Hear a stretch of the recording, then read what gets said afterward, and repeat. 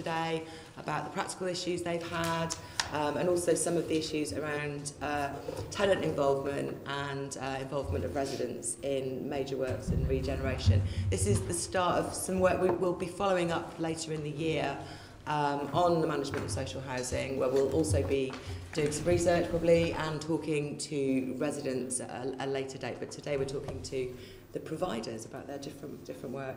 Can I remind everyone here to turn your phones off or put them on silent?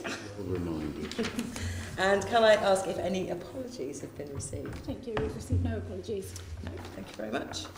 Can I ask members to note the list of offices on the report under item 2 on the agenda for declarations of interest, and ask if you have any additional interests to declare. Right, moving on to item 3 from the agenda, the minutes of the previous meeting. Can I ask the committee to agree the minutes of the meeting of the Housing Committee held on the 23rd of January 2018 to be signed by me as a correct record? Thank you very much. And item 4, the summary list of actions. Can I ask members to note the completed and outstanding actions arising from previous meetings? Thank you very much. So that takes us on to our main issue for today. Can I welcome our guests? We have from this side Andy Bates, who is the JMB manager for Leather Market JMB. Can you tell us what JMB stands for? It's Joint Management Board, so we're a tenant managed organisation. Great, thank you. We have Chirelle Brown, who is the Director of Resident Services at Hyde Group, which is a housing association. We have Pat Hayes, who is the Managing Director of Be First, which, as I understand it, is Barking and Dagenham's regeneration company. Regeneration development company, yes. Thank you. And we have Sue Gomer, who is from Lambeth Council, and there she is the Assistant Director for Housing and Capital and Asset Management and Strategic Programmes. So you know quite a lot about resident involvement and things. Great. So what we're discussing is issues after the Grenfell Tower disaster. This must have been, and it was for everybody in London, but for social housing providers it must have been a profound shock. Certainly in my own council in Camden, the leader has said just literally the words Grenfell changes everything, and that's what we want to discuss today. We'll start with some practical issues though. I want to know a bit more from each of you, and maybe we'll start on this side. What are the main practical and strategic issues that have emerged, including the financial impact of having to look at fire safety again? I think, first of all, I would say, in terms of Lambeth itself, we have 122 high-rise blocks over 18 metres, 27 of which are cladded. And Lambeth Council has an age stock. So in terms of our stock database, it's the information that we have on our stock database relating to our blocks. One of the main practical points for us was that as a council, as with all housing providers and owners, we already had obligations under Regulatory Reform Order carrying out fire risk assessments in relation to all our blocks. So we got 2,800 fire risk assessments, which are called FRA1, so the general fire risk assessment. So there are already a lot of ongoing actions that one has to take. So the practical points for us post-Grenfell was in identifying out of those cladded blocks which of them had blocks of an ACM nature. And we took the decision to send samples of all of our 27 blocks to BRE. And part of that was to gain resident reassurance, so that residents saw that we were actually giving all of our data over to an independent testing station. One of those came back, which was of an ACM nature. That block itself had been, the cladding was put up 25 years ago. So what we as a council did, first of all, it was the issue about engaging with residents, especially those residents in that particular block and residents who were living in medium and high rise. So there was a lot of information that was going out and meetings with residents set up, because quite naturally they had kinds of reassurance concerns. They had seen the concerns that were coming out from the residents of Grenfell and naturally had concerns with ourselves. So reassurance for us was a prime issue. What we did is took the cladding down the weekend that it was found, certainly the internal cladding, and within by August we'd had all of the cladding removed.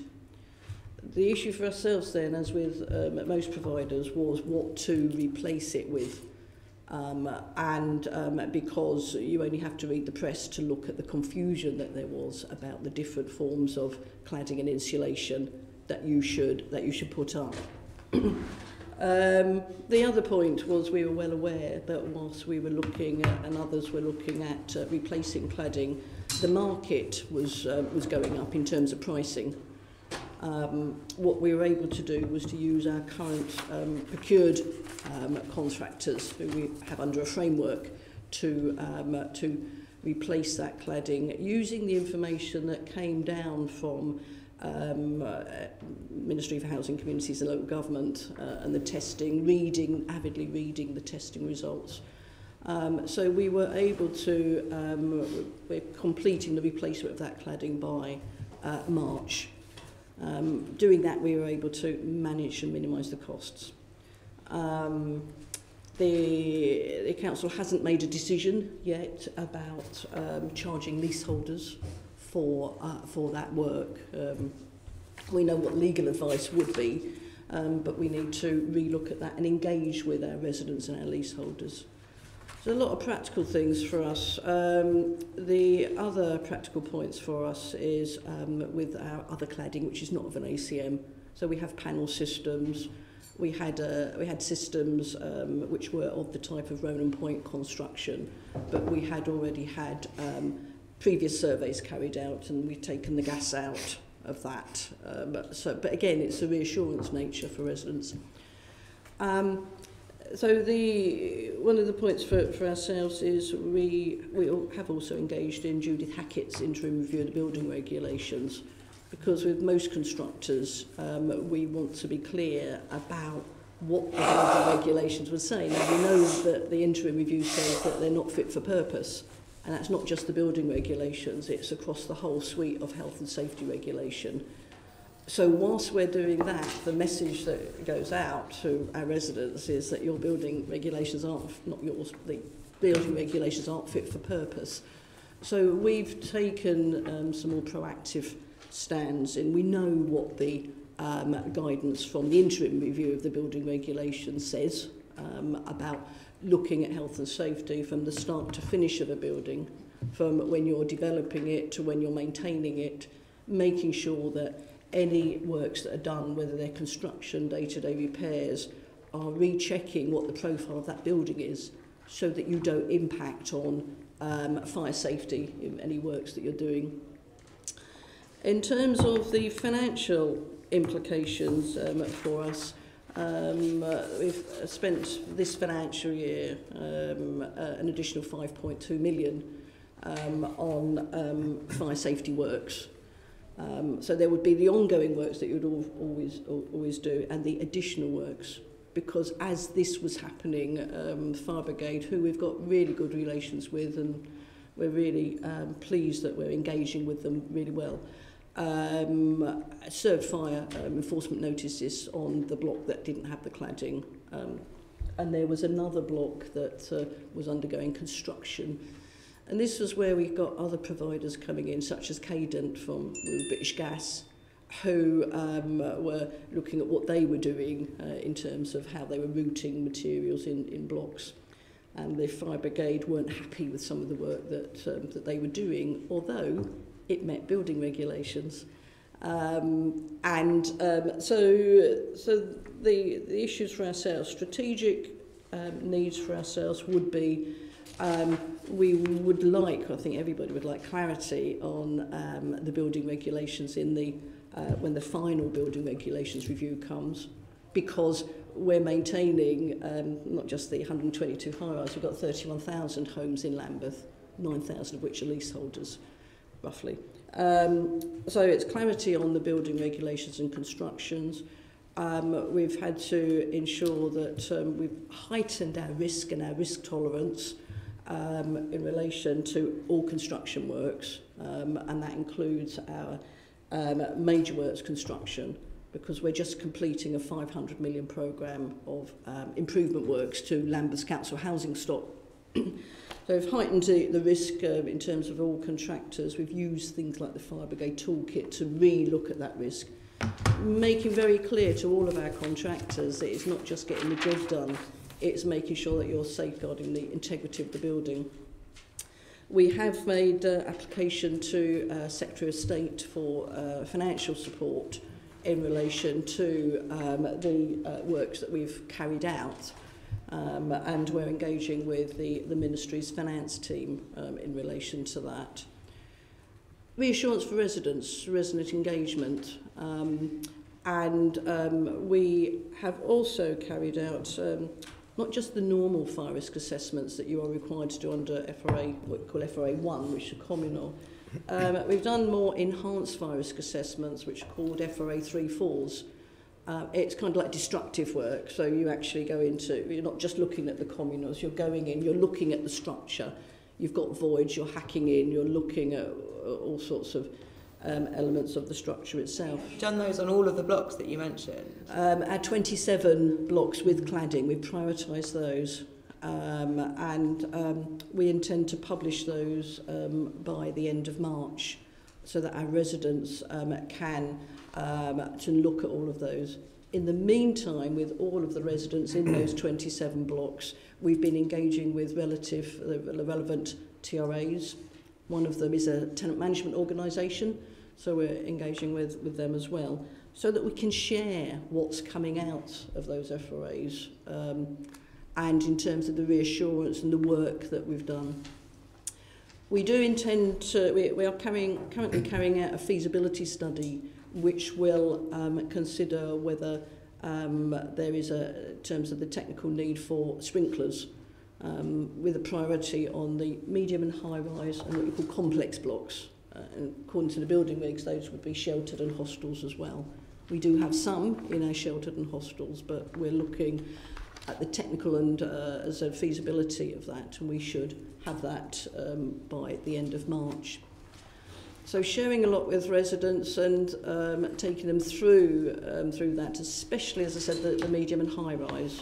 That there were liaisons and letters and things that went out generally to residents to say what's happening, which block was found with ACM and not. We have an engagement structure. The council has an engagement structure with its residents, which is... We'll have questions about that later on, if that's okay. Oh, okay. You're being very comprehensive, which is good. Can I ask a couple of follow-up questions? Just in terms of getting you said you spent 5.2 million so far? Yeah. And you've asked the government for reimbursement on that. When did you ask the government? And when do you think you'll get an answer? Because I think the first letters, the primary letters, went out to government middle of the end of towards the autumn of last year. I think the ministry reminded us that there is a certain pro forma process that you need to undertake. We do have monthly meetings as London councils, which Ministry of Housing, Community, Local Government are there each month. And they were quite helpful in saying about the pro formas that we need to fill in. So we're waiting for the outcome of that. Yeah, I mean, I know councils are going through their budget processes at the moment. It leaves a lot of uncertainty when there's no answer back yet from the government. We'll see how that goes. In terms of transparency, you said you've been doing enhanced FRAs, fire risk assessments. Have you published any of your previous fire risk assessments? I know there was guidance from the ICO that came through on that. No, what the council has done is if any residents say, I would like to see the fire risk assessment for my block, then we will send that to residents on request. The issue for us is that having 2,800 fire risk assessments, in terms of ensuring that if residents, then we publish the 2,800 straight away, how could we respond with our fire risk assessment team in giving the guidance and information that was needed. So in terms of prioritising our approach, we will start with publicising the more enhanced FRA 3/4s, and then we will move to look at whether we then move on to publish the general FRA ones, the 2,800. Okay, and the guidance from the ICO was quite clear. It also said don't wait to be asked. So if you're only doing it in response to requests... We're doing it on a in terms of risk management. We're publishing those which have the highest risk at the moment, which are in relation to our medium and high-rise blocks. Okay. As I said, but working with residents before those are published. So we want to do that first so that we can see how we're handling it, the questions that are coming up before the council then looks at whether we publish the 2,800. Tom, you had a follow-up question? I did, yes. I know that Lambeth have a house building programme. If you're not compensated, is the money that you're spending on, you're going to have to spend on this, going to impact on have a knock-on effect on your house building programme? We, at the moment, in terms of how we're resourcing the programme, we're resourcing this from our housing revenue account and capital borrowing. As I mentioned, we have a substantial programme of upgrading our current stock, which is a £500 million programme. We have also re-procured both our responsive contractors and our major works contractors and have made efficiency savings from that as well. So at the moment we're managing our additional spend through a combination of efficiency savings from re-procurement and through our major works programme. Okay. And would you say, you talked about the building regs just not being up to scratch. Given that the building regs are set nationally, essentially in responsibility of the government, would you therefore say it really ought to be the government that is compensating councils, given that it's the government that set these standards and allowed this cladding to be used in the first place? We've got to be careful, we're non-political officers, so for ourselves we wouldn't respond to the issue about government does or does not compensate. Government has given us an avenue to claim for finance, and that's what we're doing. Okay, thank you. Should we move on to Pat Hayes from B first? Can you give us an overview, maybe not quite such detail because we've only got 3 hours for the whole meeting, about what you've been doing since the fire and since these issues have come up to look at your buildings again? Okay, the main issue for me, because clearly I'm not on the housing management side, and our housing management operation has gone through the similar process that Sue has gone through at some length, so I won't go back onto that. The significant issues that have emerged for us are actually around, and we're a borough with a very small stock actually of high-rise buildings, and quite a few of the ones that we have are of brick-built construction, etc. And whilst those have all been looked at in detail, the issue that has really come up for us is around bison construction buildings of the type similar to Roman Point, where there is that risk of progressive collapse. And there, I think the most significant issue is reviewing our estate regeneration programme with a view to should we be bringing some of these blocks or all of these blocks forward in the demolition programme. So, for example, we have schemes where, for perfectly logical, sensible reasons, there are phases 1, 2, 3, 4, and there are bison blocks in the later phases, so that as part of a process of reviewing the master plan for those estate regen schemes, we're looking at could you bring forward those bison blocks in the programme so that they're dealt with in phase 2, for example, phase 1 already being in train. And I think that is a significant issue for us. The other significant issue actually I think is the greater awareness around the whole issue of fire safety, building safety, and we look after the planning service for the council, and I think for us it is that that the building regulations have been found wanting in this instance. I think the process in terms of the use of approved inspectors has also been found wanting, and I think there are major issues in terms of I think as the planning authority we will increasingly be asking difficult questions around fire safety and the building regulations of developers who are using improved inspectors, and one of the things I think we would like to do is promote the use of council building control more on the basis this is a service which is provided on site. There are people who can go out and regularly visit and inspect buildings under construction, custom practice in the approved inspector market has been a lot of it is done by desktop, often very remotely. And I think there is a real issue there. So I think that is an issue that we will push on in future. In terms, obviously, of our new build stock, again, I think this is merely just reinforces the message that you've got to get the design build quality right, operation in use right, and make sure that what is being built now, and we have got an extensive programme of new build council stock, that we get this absolutely right in terms of design and robustness of that particular product. And that is something that we would look at, but clearly fire safety, means of escape and everything else are up there. The other longer term issue, I think, is looking at heights of buildings and what is what works and what doesn't work. So we're a relatively low-rise borough, and viability in the private sector actually mitigates against going much above 10 or 12 stories because the value isn't there. But I think that is an issue for us, as the planning authority, as a development body, in terms of making sure that high-rise development is genuinely livable in and will work in practice, and fire safety and means of evacuation is just part of that. That discussion, and use of materials is clearly quite important. I think there are potential knock-on issues as well from the regeneration point of view, because clearly cladding at the moment is deeply unpopular.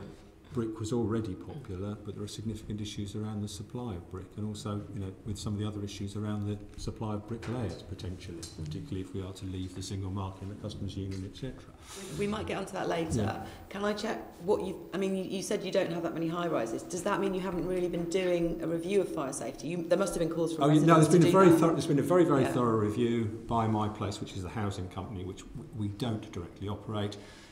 We operate the contractor side in terms of administration of some of the works, and again, significant works have been done in terms of removal of cladding, improvement of fire protection where applicable. But we don't have the sort of enormous high-rise stock that Sue has.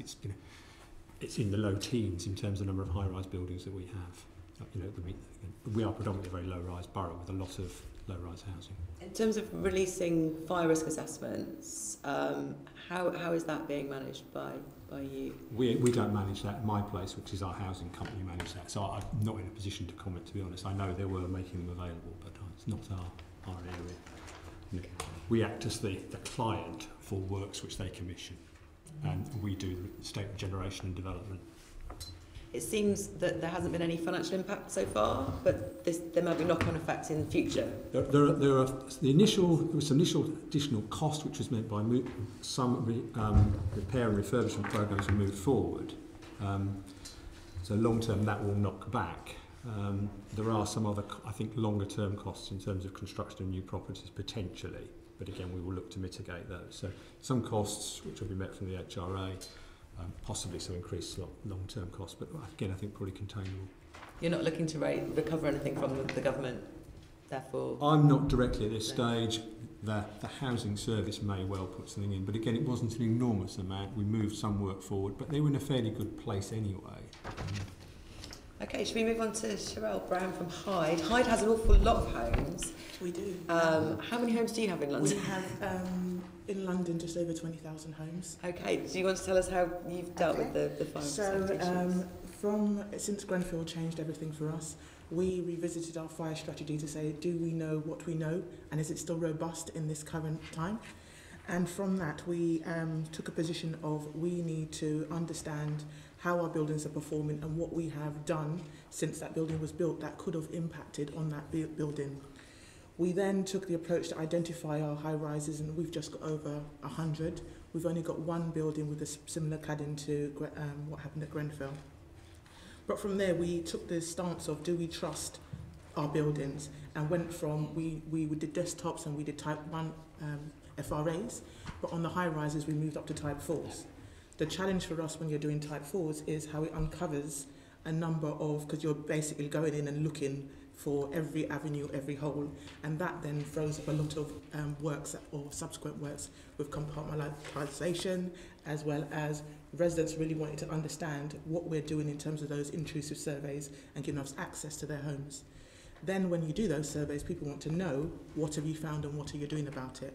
from my side, in terms of housing management, we always took a sort of zero tolerance to communal bikes and equipment left in hallways. But when we have properties which are challenged by space in terms of where people put their stuff, so the prams, the buggies, the motor scooters, that then becomes a management issue in terms of how do you educate residents in terms of this is what you need to do, or this is where you need to provide or store that equipment. And at the same time, we work with the fire brigade that are coming around and helping us inspect some of our buildings and turning up with their engines and giving residents assurance that actually are working in partnership to make sure that we are consistent with our message.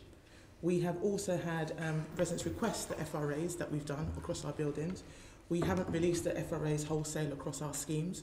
We have the approach we're taking, the FRAs at the type 1s are a moment in time.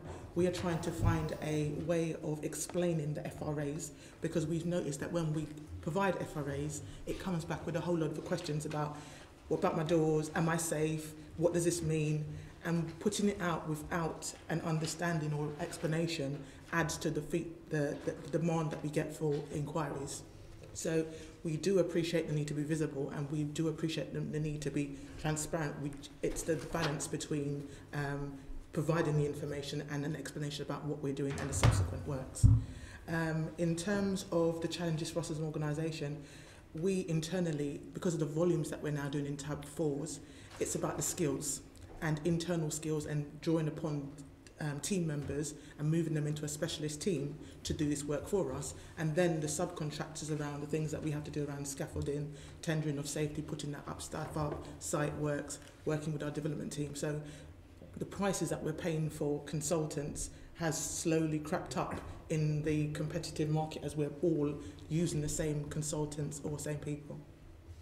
So it sounds like you have got a programme of works. We do. Is it quite extensive? I mean, you said there's the one block that has similar cladding. What have you done with that so far, and how much does it cost? So the one block that's got similar cladding, we are working with the fire brigade about what we do, about when we take down the cladding, in terms of we've done the sample checks, we've worked with them, we've got fire wardens in place in terms of mitigation while the cladding was up. We spent lots of money doing that in terms of having patrols there night and day, updating our residents. But at the same time, just like my colleague Sue, we have to find a mechanism about what you replace it with. So while that was unknown, residents will challenge us about what's coming down and how's our building going to look and what you're going to replace it with. And that's the bit where we're stuck in terms of regulation about what is an appropriate in terms of not just the cladding itself, but all the components that sit underneath it, especially as we've done window upgrades and all the other things that you do in a big refurbishment. So it's the whole system that you have to look at, and that's why we've got a programme looking at it from start to end. And this is a question for all three of the people who've spoken so far, really. Have you changed any of the advice to residents in terms of what to do in the event of a fire? And are you putting in place things like marshals in some places? Because I know that can be costly as well. We have got, we've been challenged by some of our residents around stay put and what does that mean for them, what happens if a fire goes off, and where we've got cladding on this one building, we've got wardens there that are 24/7. Residents will challenge the cost of that in terms of who's going to bear that cost, why do they need to be there. Some residents see that as an hindrance, some residents really want it there. We've also had the fire brigade give us advice about what they need to do and how we need to provide training for those marshals who are on site as well. From ourselves, the guidance clearly is the fire brigade's guidance. It's not the owner's guidance. The fire brigade will give you guidance as to what to do in terms of whether if there is a change to the stay put policy. So we've been following that, talking that through with residents, because our cladding is now removed. Once the cladding was removed and the fire brigade enforcement notice was completed, we removed the waking watch, having liaised with our residents about that. It's the same in another block. We had enforcement notice. We meet with the fire brigade every month as part of our corporate fire safety team, sharing information and guidance in terms of any changes to stay put policy or guidance. Have you made any changes to any blocks as a result of their guidance? No, because the guidance from the fire brigade is stay put. Okay. The fire brigade, I think, when, especially with the block, like my colleague, when we discovered the cladding that was in place, There was a set process that everybody had to follow in terms of waking watch, liaising with the fire brigade central team, taking guidance from the fire brigade, liaising with ourselves as the council as a competent officer. So certainly making sure that we took all of the guidance with the fire brigade as we went along, and we didn't remove the waking watch until we liaised with the fire brigade. In terms of stay put policy, that is still there. There are some changes to the stay put policy in some of our private sector, but that's not the subject for this scrutiny. Tom? I'm just trying to work out whether or not my question, I should bring it in now or later. It's on the actual, it's on the government's consultation on this approved document B. Approved document B. Is it? Can I bring that in now, or? No, we're not really supposed to be looking at building regulations themselves, which is kind of... I was just wondering, because it was just while we've got this very quick one, just because Inside Housing have revealed that the government are planning to include controversially approved desktop studies, which are far less, I don't know what the word is, reliable and effective, thank you, Nikki, than large-scale testing. And I was wondering whether each of the organisations here was going to be putting in a response to that consultation. So we worked with Judith Hackett about in terms of the input into the interim building regs review. Our need is for clarification. Approved document B is confusing, and there are many interpretations of approved document B. What we have done is looked at the guidance that's coming out in terms of what materials or what we can use. The issue in terms of desktop studies with our enhanced FRA4s that we're carrying out, some of the findings on that says you should, whilst the buildings were built in accordance with construction was in accordance with building regulations, you should assure yourself by further testing of your structures. And the fire brigade have given us some approved testing stations, and we're then looking at the feasibility of how we move to look at those large-scale testing, because as you would know from the information that's coming out from the guidance of the press, there isn't an agreed approval as to what structural full-scale testing should be. The suggestion for ourselves is that we take some mock-ups of our full structures and stick them in the Dubai desert and test them is perhaps not feasible. And because that's where one of the approved testing stations is.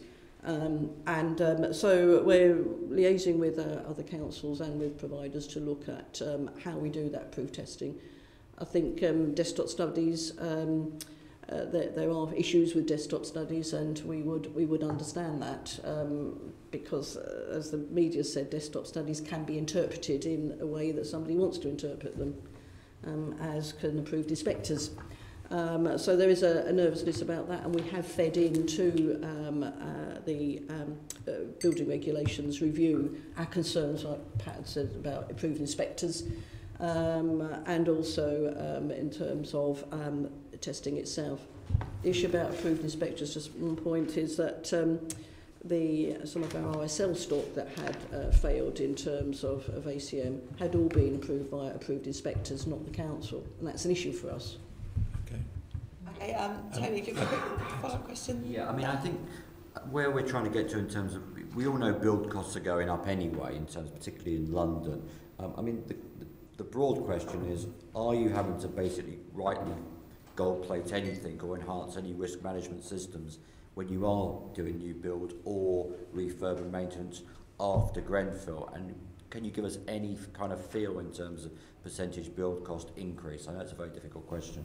That's possibly a question for the end of the section, Tony, apologies. I'm afraid. And Nikki might be leading on that in a bit. Can we stick to what people have been doing since to reassess the fire safety of existing buildings and correct any defects? Because that's really what we're trying to ask about here. Andy, you manage a smaller number of homes. How have you dealt with this? Okay, thanks. Just wanted to give a quick bit of context and then raise 5 issues, if I may. So we're a tenant-managed organisation. We manage 1,500 properties. We've got 5 tower blocks. Fortunately, none of them are clad, and also fortunately, none of them are system built in the way that Pat was talking about. First challenge is in the name. We're a tenant-managed organisation, and of course Kensington and Chelsea was a tenant-managed organisation. So first thing is that Kensington and Chelsea was kind of on a different scale to every other tenant-managed organisation. The normal size is 200 properties. In terms of perception and talking to colleagues about this, that I think every tenant-managed organisation other than Kensington and Chelsea, the view from kind of tenants is that we trusted you to manage our properties well the day before Grenfell Tower, and we trust you to manage our properties well the day after Grenfell Tower. But certainly it's kind of changed the external perception of tenant-managed organisations, which is a challenge for us. Could I get some clarification? Because my understanding is that Kensington and Chelsea isn't the tenant management name isn't what we Absolutely. It's an Almo, and it's not what we think of as proper tenant management. It was a TMO before it became an Almo. It was a TMO for absolutely years and years and years, and it was only in about the last 6, maybe even 5 years, that it took on responsibility for the large schemes, improvement schemes like project managing, putting the cladding onto the external blocks. Before that, it was a very large, but it was a TMO. But now it's an now it's gone. Now it doesn't exist. Now it's an Almo. Yeah. Okay, should we get Andy to explain this? Because he's not getting Maybe if I can help with this. Okay, so this is a very partisan view from the tenant management world. We think it's an Elmo that was misbranded or misbranded itself as a tenant managed organisation. So certainly it's a very different beast to every other tenant managed organisation. For 20 years it was correctly branded, and then after that it changed. I think that's just... Okay, well, this isn't really the question anyway. Okay. So how have you managed with the fire safety issues that have arisen through your different structure? Okay, so fortunately, we're based in Southwark. Southwark had the Lacknell fire a few years ago, so fire safety is very much top of the Southwark agenda, and we work very, very closely with this. And Southwark had already got a very skilled fire safety team in place. The issue for us on the ground is that very skilled fire safety team then absolutely went into overdrive. So it's definitely kind of had a huge impact on workload of our repair team, of also our housing officers as well. So just to put this into context, my board had to make an emergency allocation of 50,000, and we've got a turnover of 2 million. Just to deal with the kind of responsive repair issues that were thrown up as a consequence of the kind of intensified fire safety checks that Southwark were doing.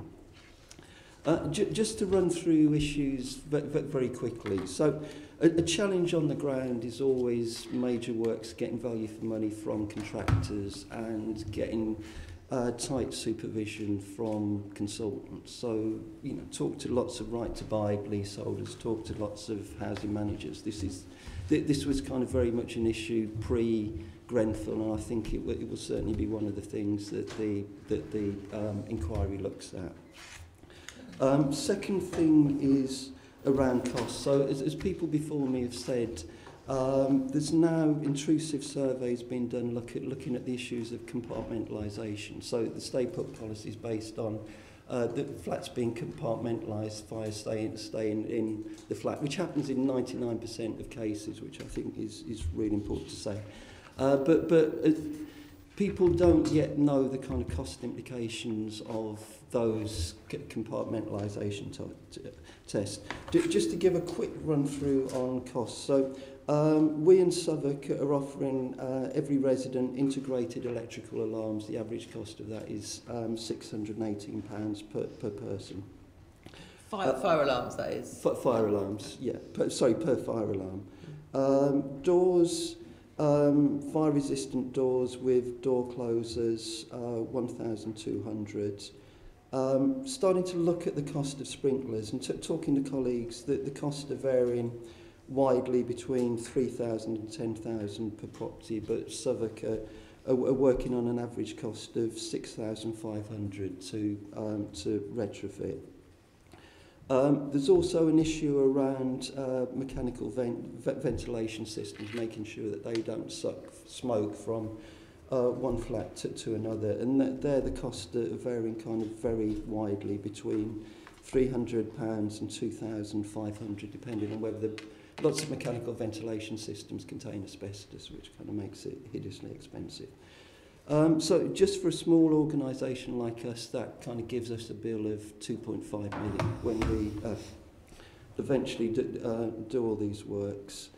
Another couple of issues, obviously talking with residents. So this is a complex issue. Fortunately for us as a tenant-managed organisation, our residents are used to us talking to them about complicated issues.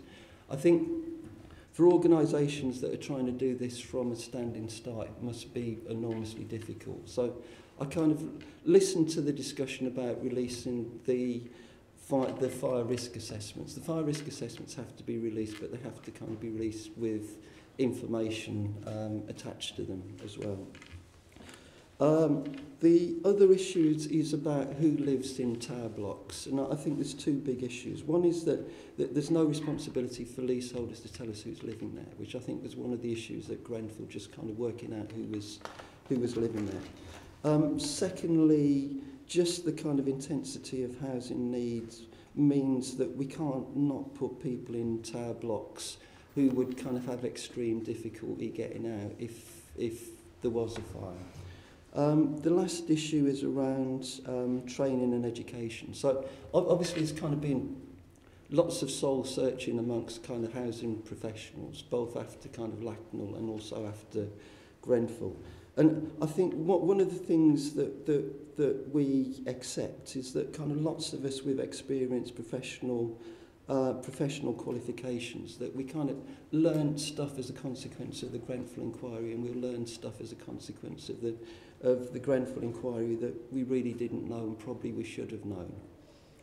And then finally, again, kind of post Grenfell, the kind of experts coming forward to say, yes, we knew this was an issue. I think the challenge is to kind of get the information out to people like us managing on the ground before we kind of learning it's an issue as a consequence of a tragedy. Okay, thank you. That was really helpful. Obviously, you've got residents on your board. You're more tenant managed than most. You said about fire risk assessments and that sort of thing, and not wanting to release them. Is that right? I mean, surely things like you mentioned fire doors. I mean, even a non-intrusive fire risk assessment would identify whether or not the fire doors were adequate. Would that not have been in the fire risk assessments, and would you not have had a more sort of open programme of works to deal with that? Yes. So we've taken a decision that to release fire risk assessments, and they're up on our website. Okay. But that's mixed with a really kind of intensive information exercise. So obviously talking to our representative groups, talking to our tenants associations, and also kind of visiting people individually in our tower block. So people just aren't kind of seeing the fire risk assessments in isolation. They're seeing it in the context of other information. Okay, yeah, that's more helpful. Nikki? When this was the Planning and Housing Committee, I can't remember, in the 2000 and up to 2012, we did an inquiry into Lacanau, and we weren't the only people who did an inquiry, and there were lots of publications on lessons to be learned. What did you learn, Southwark, from Lacanau? And what is it that you learned more from Grenfell? Okay, I need to... Because in fact, Southwark, was really onto learning the lessons of that terrible fire. Yeah, I need to be clear that I represent Lev Market J&B. I don't represent Southwark. But if I can maybe talk about... Sure, I didn't want to make... If maybe I can talk about secondary lessons. So very much around kind of compartmentalisation and ensuring compartmentalisation. Secondly, around doing regular fire checks. But also kind of learning the issue, learning about the problem of mechanical ventilation systems. But as I say, if you get somebody officially from Southwark, they might give you a different explanation to that. But I think that's kind of our learning on the ground. And then from Grenfell? Okay. I think it obviously depends on what comes out of the inquiry. But I mean, my particular take on it is that for something like Grenfell to happen, the kind of whole series of things need to go wrong at the same kind of time. So it's about kind of identifying those issues, managing those issues, and making sure that you kind of don't get that you don't get that coincidence. Okay. Many of the things we're talking about were already discovered during the Lacanau investigation. Yeah. And I find it very disturbing that those lessons really haven't been taken up and learned. It's very worrying. Anyway. Thank you.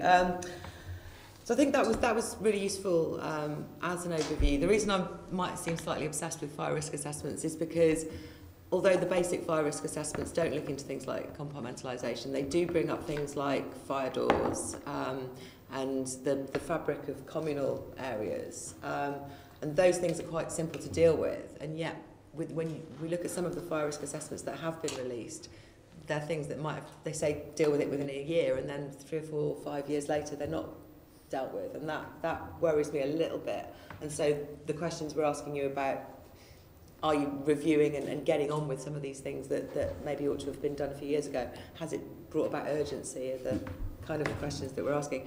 So I don't know if any of you want to comment on that. And at the same time, I've got one final question, which is about leaseholders, because obviously leaseholders have far more control of their flats and also pay towards works on the building as a whole.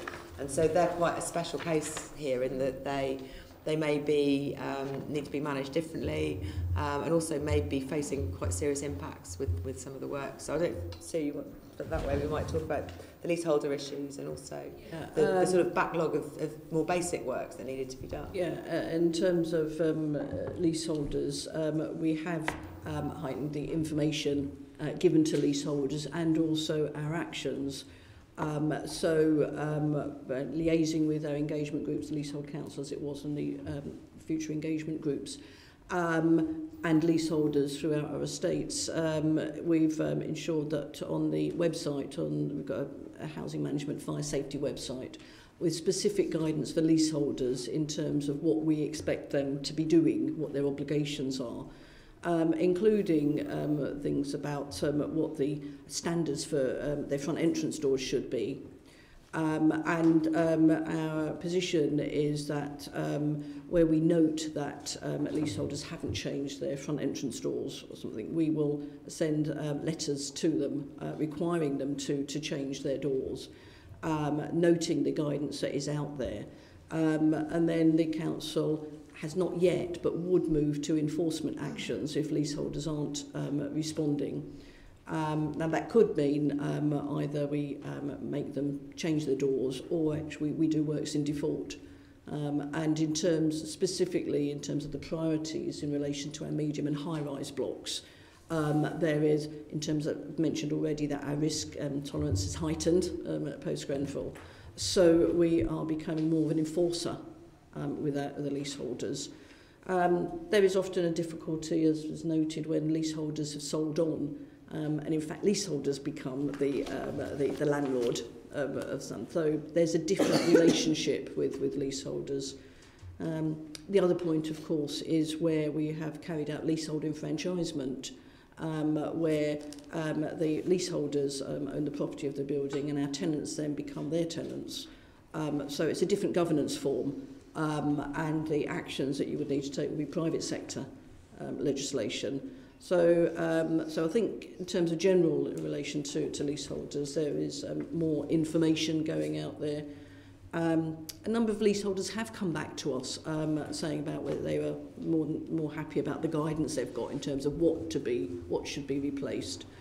I think when leaseholders apply to buy under the right to buy package, I think there would be more information going out in terms of what the obligations would be, and making sure that they have carried out more surveys themselves when they're looking to buy in relation to what they're taking on.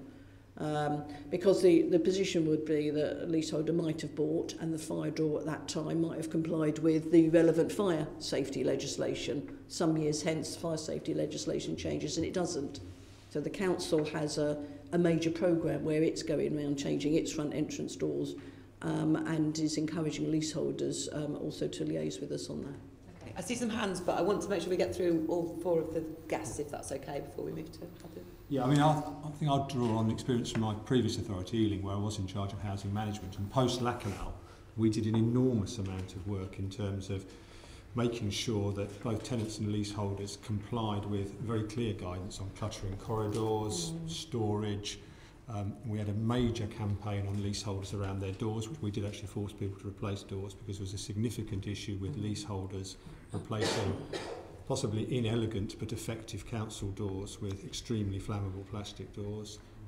We also got some tenants and leaseholders to remove security gates, which have been put up for understandable reasons, but would have prevented access by the fire brigade to parts of blocks, for example. So I think a lot of lessons were learned and a lot were acted on post-Lacanal in terms of housing management, tenant communication around some of these issues about you can't keep your buggy out there, training and work with caretakers and other management staff in terms of that, yeah, you know it's nice to let people wedge the door open, but you mustn't let them do it. I think that the lessons that come out post-Grenfell are actually far more technical for most authorities, assuming that authorities were on the ball or housing associations were on the ball in terms of management.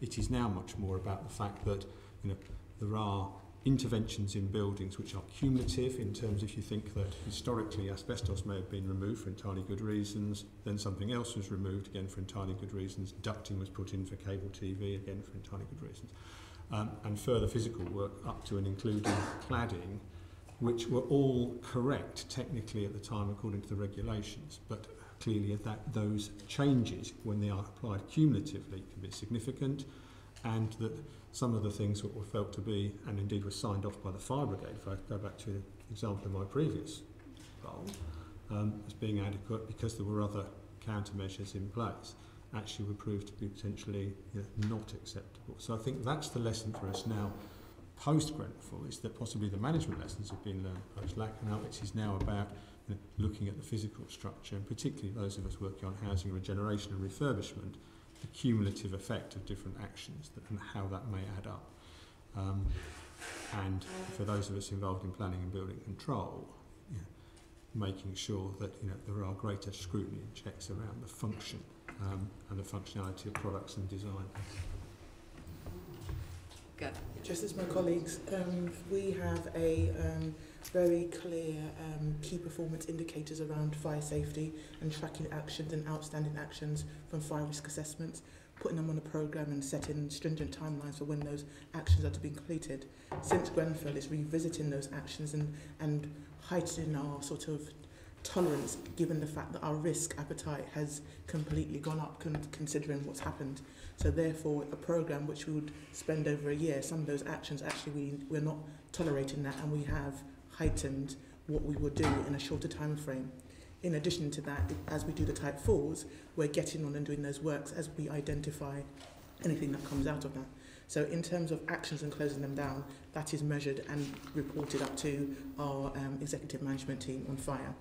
With regards to what we do in terms of the wider discussion, I think that the outcomes of Grenfell for us is about just revisiting our strategy completely. We need to make sure that, once again, the clarity of what we do is far more transparent in terms of residents' understanding and leaseholders. So, for example, our website very clearly now tells leaseholders about the importance of doors, gas safety checks. We have a zero tolerance for Airbnb. Those things that you don't understand, residents don't seem to understand about the subsequent implications on the rest of the block. So we are far more clear in our message around these are the reasons why, and this is action that we're going to take. Now, on doors, we haven't followed that straight through in terms of doing the doors ourselves, but we are telling residents that the time will come where we will have to take that approach if it's not done. Okay, that sounds very useful. Thank you. And Andy? Yeah, sorry. No. Let's let you all speak, right, and then okay. I'll bring in the members. Thanks. Yeah, there's been an absolute sea change post Grenfell. So I think all the leaseholders we get understand fire safety. One, because they want to be safe, and two, because they want to have a property they can sell. So lots of the issues that we were grappling with before Grenfell have kind of fallen away post Grenfell. One issue it is worth mentioning is that if leaseholders do any structural changes to the property, they should get permission from the landlord, and we know that kind of hasn't always been the case. So we've certainly written to all leaseholders saying, look, you should have asked our permission, but talk to us now. And it's actually been quite a useful exercise, because a common thing that leaseholders have done is just knock the kitchen into the living room, then there's a staircase going up from there to the bedrooms. And the fire officers have been able to say, look, for the sake of a couple of £100, just put a door on the top of the staircase or at the bottom of the staircase. So it's actually been a really useful information giving exercise. Okay, thank you. Right, so Nikki, I think all three of you, so do you want to... Is it now my turn? Yes, it is, sorry, Nikki. Yes. Just on the... on leaseholders, one thing that you just talked about, structural change, but one of the things that came out of Lacanau was the amount of just minor drilling into the walls and breaking the firewall, and just little bits of DIY all over the place. And I just, nobody's mentioned that, so I mention it because it should go up on the websites, because it was one of the big lessons. There was a significant issue in the major fire that occurred in Ealing 20 years ago, which spread with similar speed actually to Grenfell, but fortunately it was a slab block rather than a tower block, and that was entirely caused by the fact that there had been drilling for cable TV and everything else by both tenants and leaseholders all the way through the fire breaks in the roof. That's right, so that needs to be really registered. Now, Pat, I want to come on to Mike, the question I've been allocated, which is about looking... Sorry, two other members had their hands up. Oh, sorry, I thought you said I was to carry on. Okay. I'll get back to you in a second. Okay, leaseholders. All right, I'll shut up. Sorry. So you were talking about forcing leaseholders to change doors and also forcing them to keep the fire exit routes from their flats clear, which I know that is something that is, both of those are sort of management issues, and then in some cases actually undertaking the works to replace the doors for them. A thorny issue that we haven't really touched on is whether or not they should be forced to fit sprinklers inside their own dwellings as part of an overall approach to improving a block. Is that something that you've started to enter into discussion with leaseholders, and is it something that if you're undertaking a programme of putting sprinklers in all of the tenanted areas and in the common parts, that you would then also do it in the leaseholder-owned dwellings as well in a building? Certainly for ourselves, and so we're part of the London Council's meeting, so we hear what's going on. We liaise with the Fire Brigade as well. And I also took part in the DCLG weekly conversations back in the summer to hear what other people are doing. So we are carrying out, as I mentioned, a feasibility study into the feasibility of installing sprinklers in our medium and high-rise and complex blocks. We'll see the options that come out. We do know that there are some landlords who decide not to. Some put sprinklers just in communal areas, some put sprinklers in just in flats, the internals flats, some do both. There is one council which did not want to pass on charges to leaseholders for sprinklers, and therefore agreed with the fire brigade in their particular borough that they would miss out the leaseholders, and that coverage of 3/4 of the block was better than not having any coverage of any of the block. So we believe that we first of all want to be clear about the technical feasibility, about what is the prime deterrent in terms of sprinklers will be used, and then we would look at the issue of charging.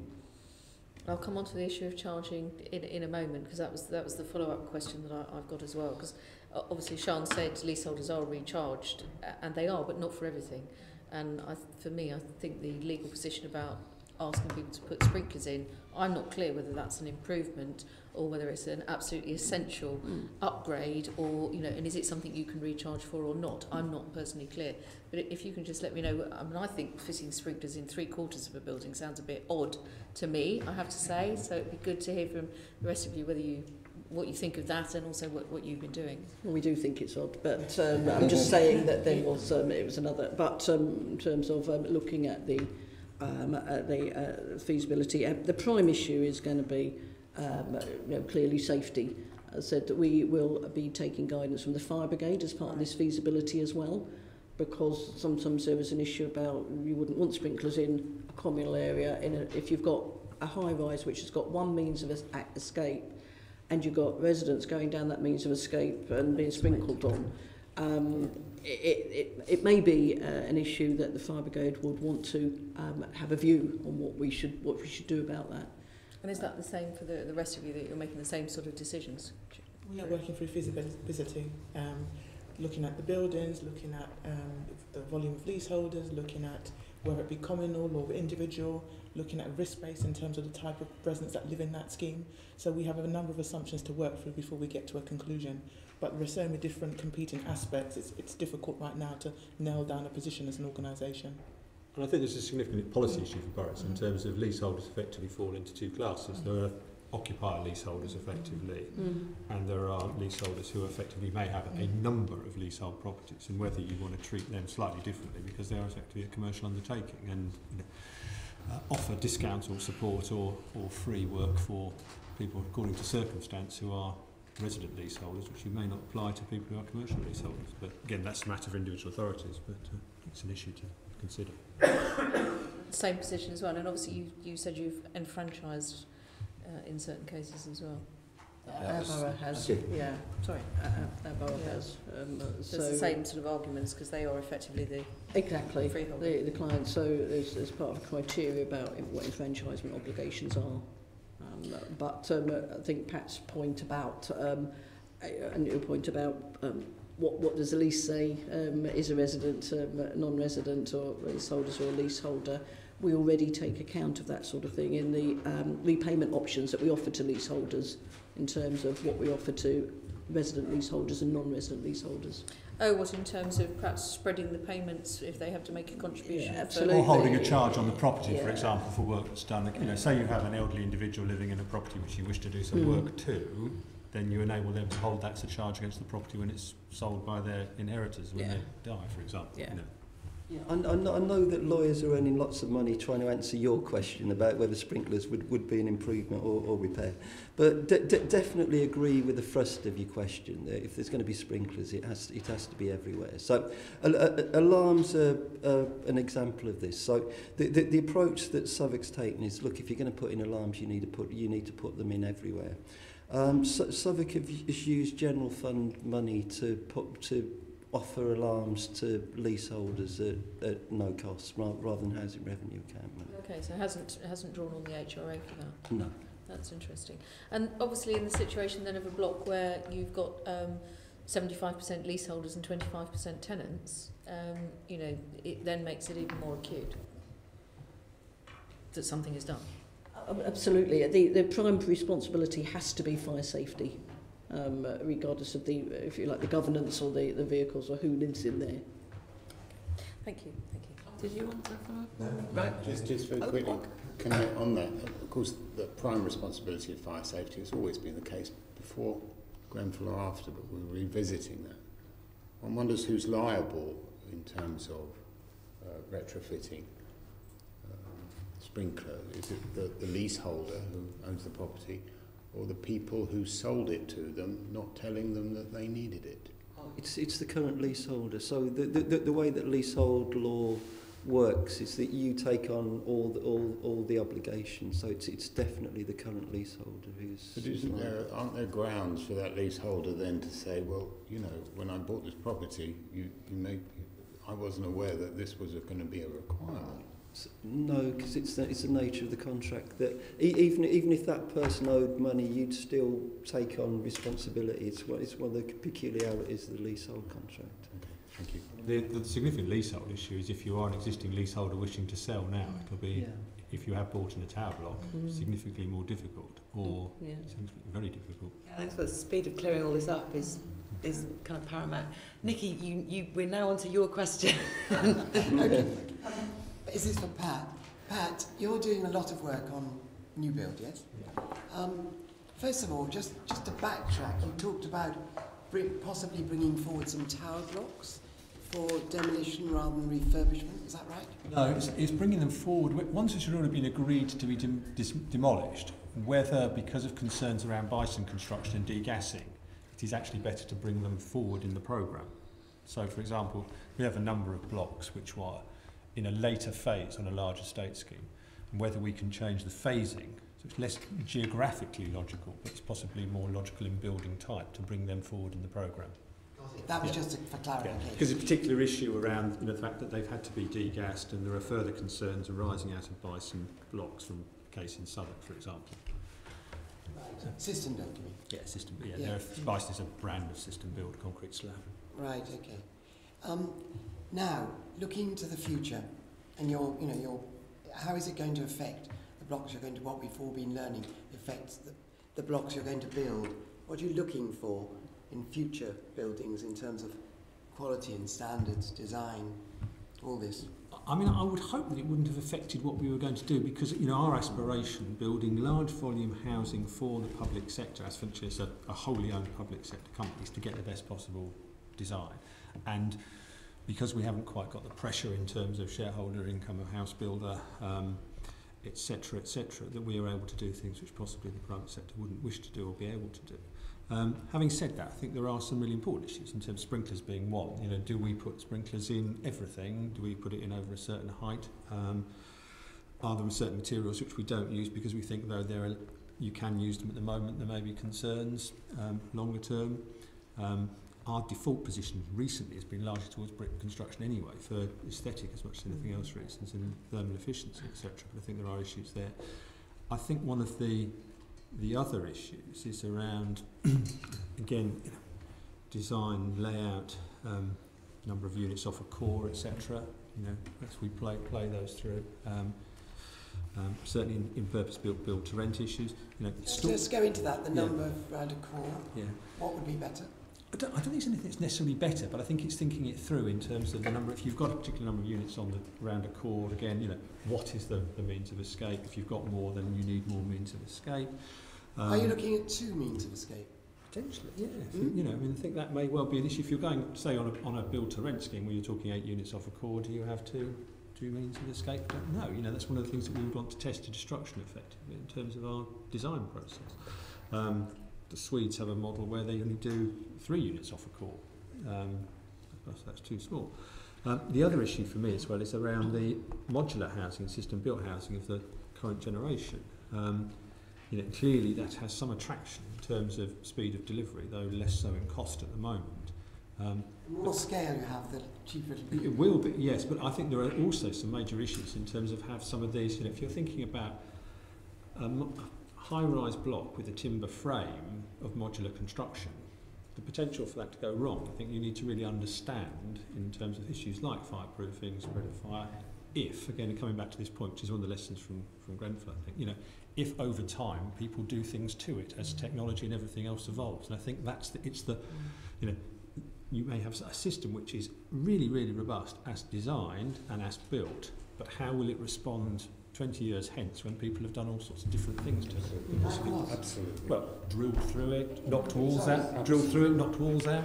Well, but that can happen in any building. It can happen in any building, but there are particular issues around modular at the moment, because it is a technology in its infancy, that we need to make sure that we do really ask quite challenging questions about it at this stage in terms of its. And I'm an advocate of modular. I think it does provide some real advantages, but I think that we do have to be very careful that, having spent the last 30 years probably being involved in a lot of demolition and removal of system-built social housing schemes, that we don't just build another problem in by a rush to modular now. So I think we have to ask challenging questions at this stage. It's interesting what you say about the timber frame, but in fact, when we did the investigation previously, the Lacanau, we looked at timber frame, high rise and so on, the real issue was when it was being constructed in terms of fire risk, not when it was there. But you make a point about, again, DIY and refurbishment, and what effect will that have on these buildings that he's looking at. And also things that, it's been mentioned in terms of, wholly owned council companies, what's your policy on Airbnb, for example? It's simple management issues around, if you're building stock, what are your new rules if you're doing build to rent? And I think there's some significant issues around some of that stuff. And I think you're absolutely right in terms of modular and timber frame. It works really well.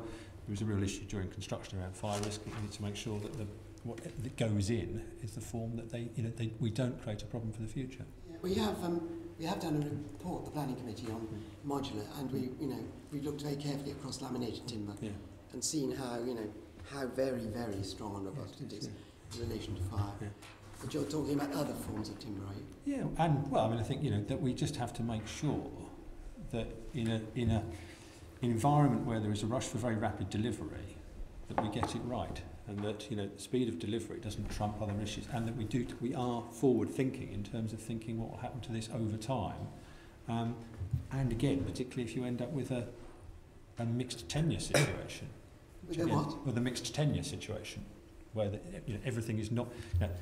Most of the council blocks, there was a time when they were all a single landlord. It was very, very clear. We're now in a position where they're not, because there are, leaseholders, there are leasehold landlords. There may well be freeholders on certain accommodation, and it's a very different management proposition. Well, that seems to me to be a lesson for all forms of all structures, all forms, doesn't it? Yeah. But you need to make sure what we build is capable of surviving in those conditions and being easily to manage and maintain in those conditions as well. All right. Well, other people got questions? Would any of the other guests like to comment on that issue? Because we don't think we've got Sue Goma here from Lambeth. We were expecting Sue Foster as well, who does more of the building and regeneration work, but she has been unable to come at the last minute, so we may not be able to ask quite so many questions of Lambeth on that type of issue. So I think if that's... Should we move on to the next section? Yes. Okay, who should do the testing of all these materials? Pat, just your sign-off.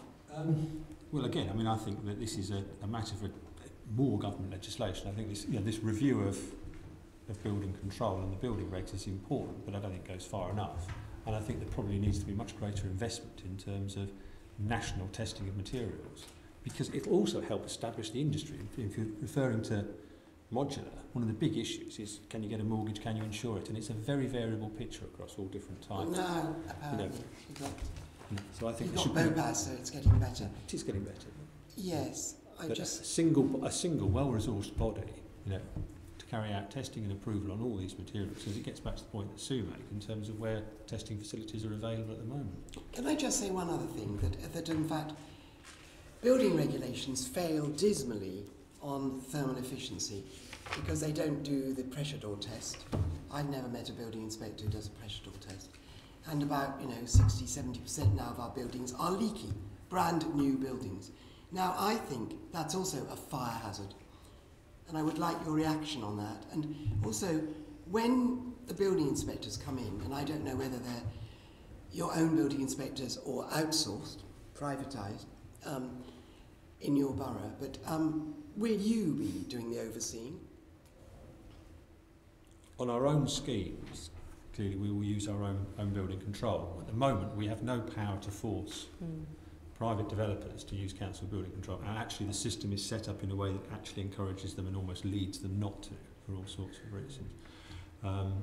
So at the moment the situation is, yes, I would probably argue that that this open market should be much more restricted, and that certainly for taller, bigger buildings, bigger schemes, you should have to use council building control, or council building control should have to sign off the work of approved inspectors at appropriate points. For larger scale schemes, I think possibly for loft extension and things like that, then that's probably a role for that market to operate in. But on certainly on these larger scale buildings, because what you see is that major house builders have a single contractor, often with a single approved inspector for the whole country, and they will do it from their desk in Cardiff in the main.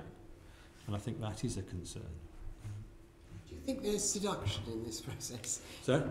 Well, it's quite something to say, but the whole thing goes, the spectrum is seduction to corruption, but I'm very worried by how easy it is to just sign off something just do the tick box, the building inspectors? Well, I think that's just become the nature of the, and it's interesting in some other European countries that essentially planning is much more low-key and building control or its equivalent is much more predominant. And I think we have got in a position where in the UK, because of this, a market was set up around building control and building regulations were not seen as being particularly important. Government didn't regularly refresh them, there wasn't much investment in them, and it was seen as being something which was almost a tick box exercise at the side. Planning was important, and you get your planning consent, but then building control was a process that followed after it, which could be done by anybody. And I think one of the lessons of Grenfell is that we need to take, as a country and as an industry, we need to take building regulations and construction and design much more seriously, and that therefore greater weight should be given to that area. As a local authority, if you miss your planning approvals, you get told off. If you don't turn your planning approvals around in 8 weeks, 16 weeks, etc., etc., you don't actually really have to provide much of a building control service. And actually successive governments were actually quite happy if you didn't, because you got more scrutiny from auditors in terms of are you overcharging for your building control service and unfairly competing with the private inspectors. So I think the whole status and view of that particular operation has been downgraded with potentially unfortunate effects. Yeah, that's interesting, and it's what we've seen as it's been introduced. It's really, really helpful, that remark. Thank you. And will you therefore, on your new build, Pat, be making sure that there is a pressure door test to check that they're not? I haven't thought of that particular one, but I'm sure we are. I'm sure the relevant professionals have a view on that. I mean, I think the issue also with new build around is actually how you contain the amount of heat from electrical equipment within them actually, and their thermal efficiency, but also their ventilation. And I think there's a real issue there in terms of, look at a lot of combined heat and power schemes that are put in. Actually, they're never used at full efficiency because the buildings are so thermally efficient, they're actually too warm most of the time. And there probably are other fire safety issues around computers, IT, all that other stuff which heats up flats but also generates a lot of heat at particular points. And also around the wrong kind of ventilation. So. Okay, thank you, Nikki. I'm going to introduce the next section now because we have been talking quite specifically about lessons about fire safety so far and in quite technical terms, and that's right because we wanted to know how you would react to those. We're moving on to further questions now about the involvement of residents in, first of all, safety, but then in governance and then in regeneration. And I really want to make sure that we stick to the general case and we're not just talking about fire anymore, we're talking about how in general things are dealt with. And I just wanted to give some guidance on that because I can see that we would spend a lot of time talking about specifics if we're not careful. We've got 3 sections of questions to come and we've got just over an hour, so it's not too bad. David, you're starting off with safety issues. Okay, thank you. Yes. Yeah, good morning. I'll start with you, Shiraz, if I can, about sort of resident involvement with health and safety and so on. I mean, have you made any changes to resident involvement in those issues, health and safety procedures, since Grenfell fire happened? So since Grenfell, I would say we've heightened our resident communication and what we put out to residents following what happened in the fire, in terms of giving them more visibility about our inspections, when we're going to be out there, what we do, what tolerance we have in terms of things in communal areas and fire risk.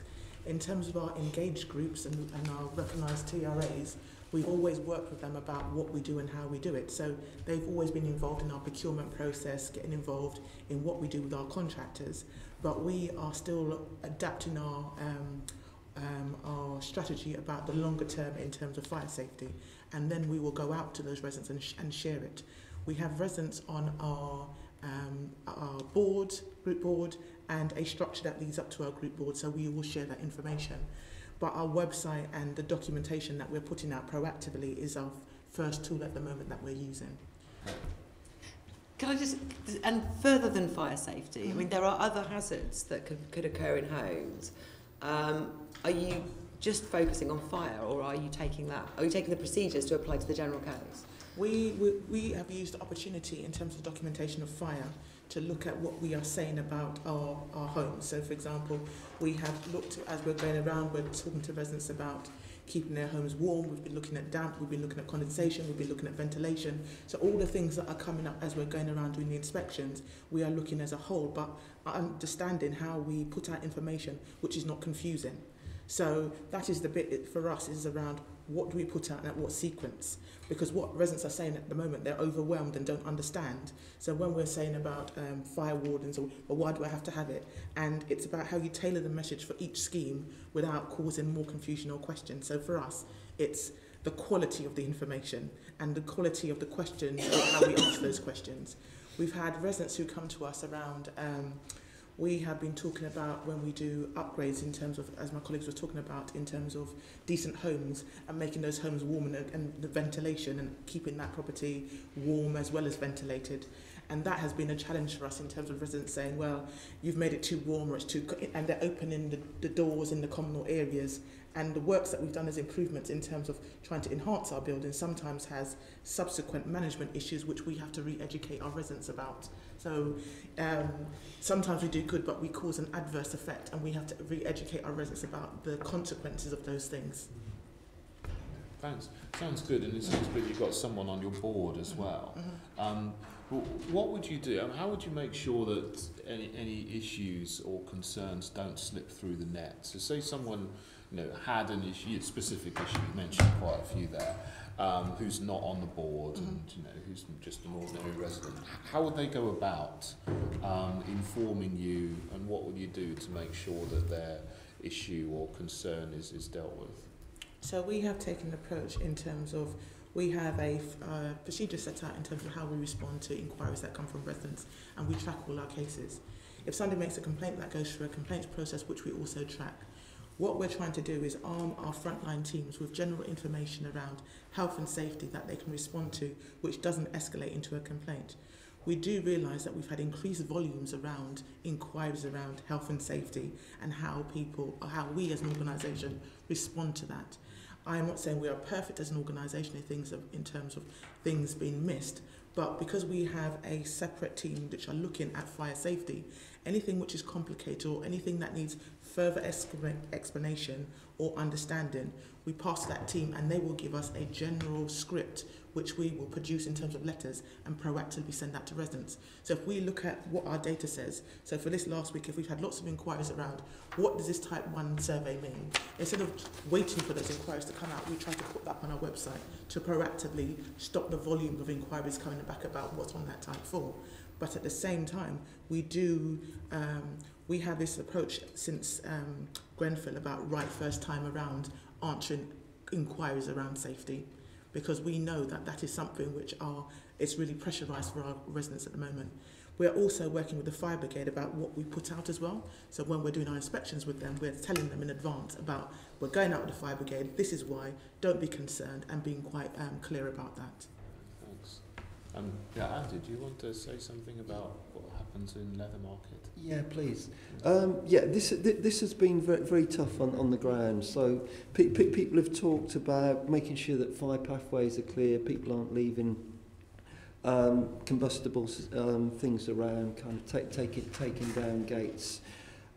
So there've been kind of practices that have kind of settled in over the years that suddenly we're kind of having to challenge with, considerably more gusto, which means that we've really kind of had to up our communication strategy. So one, residents want to be talking to us about fire safety, particularly people who live in the tower blocks. But also we need to be explaining to people why it's kind of absolutely essential. So we've just kind of tried to bombard people with people talking to them on the doorstep, letters going out, obviously kind of using our existing structures, and also kind of having reference points on the website. In terms of capturing formal interaction, Southwark have set up a dedicated website on fire safety. So if anybody asks us about fire safety, we'd also route it through the Southwark site. So it's not just our kind of on-the-ground housing management view. It's also kind of cross-checked by an expert in Southwark's fire safety team. So it's very much kind of about what you were saying about making sure that no communication gets missed. Yeah. I mean, it's wonderful you set the websites up and everything, but you know there might be a lot of people, especially older people, who don't use websites and who don't go online.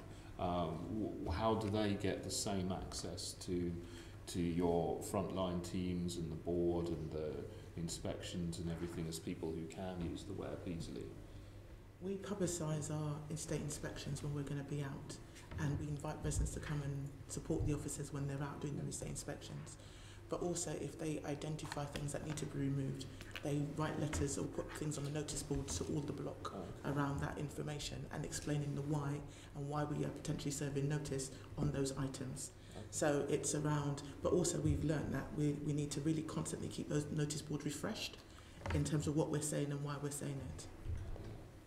And are residents involved in your inspection processes if they go on? I mean, Andy, do you have residents involved in your inspection teams, oversight teams, or board, anything like that? Okay, in terms of the current fire safety inspections, they're done by dedicated Southwark staff.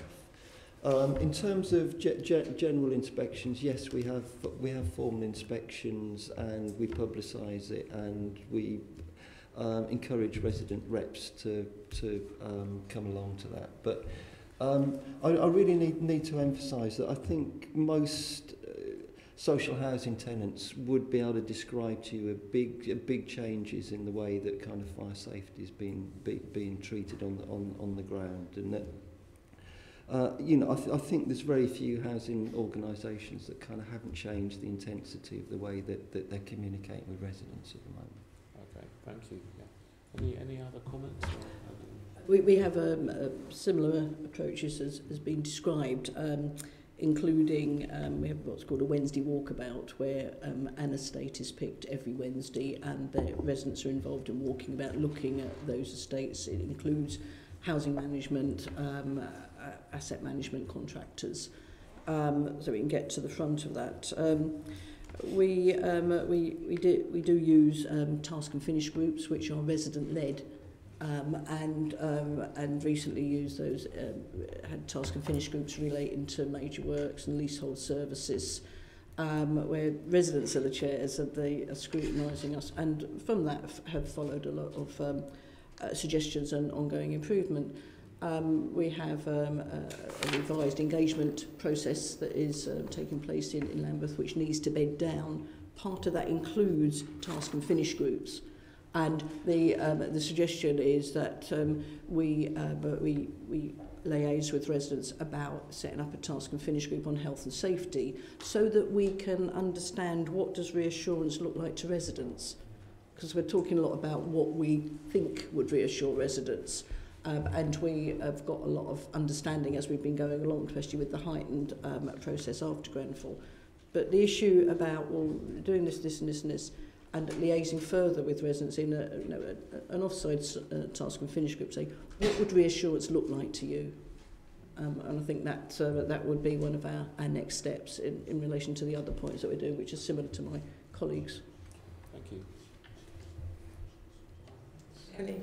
Thanks. Yeah, it was just to find out whether you've done any unannounced inspections, because obviously if inspections are pre-arranged and everyone knows they're going to happen, sometimes people change things around a bit, and I wondered if that was something that you include in your set of inspections that are carried out.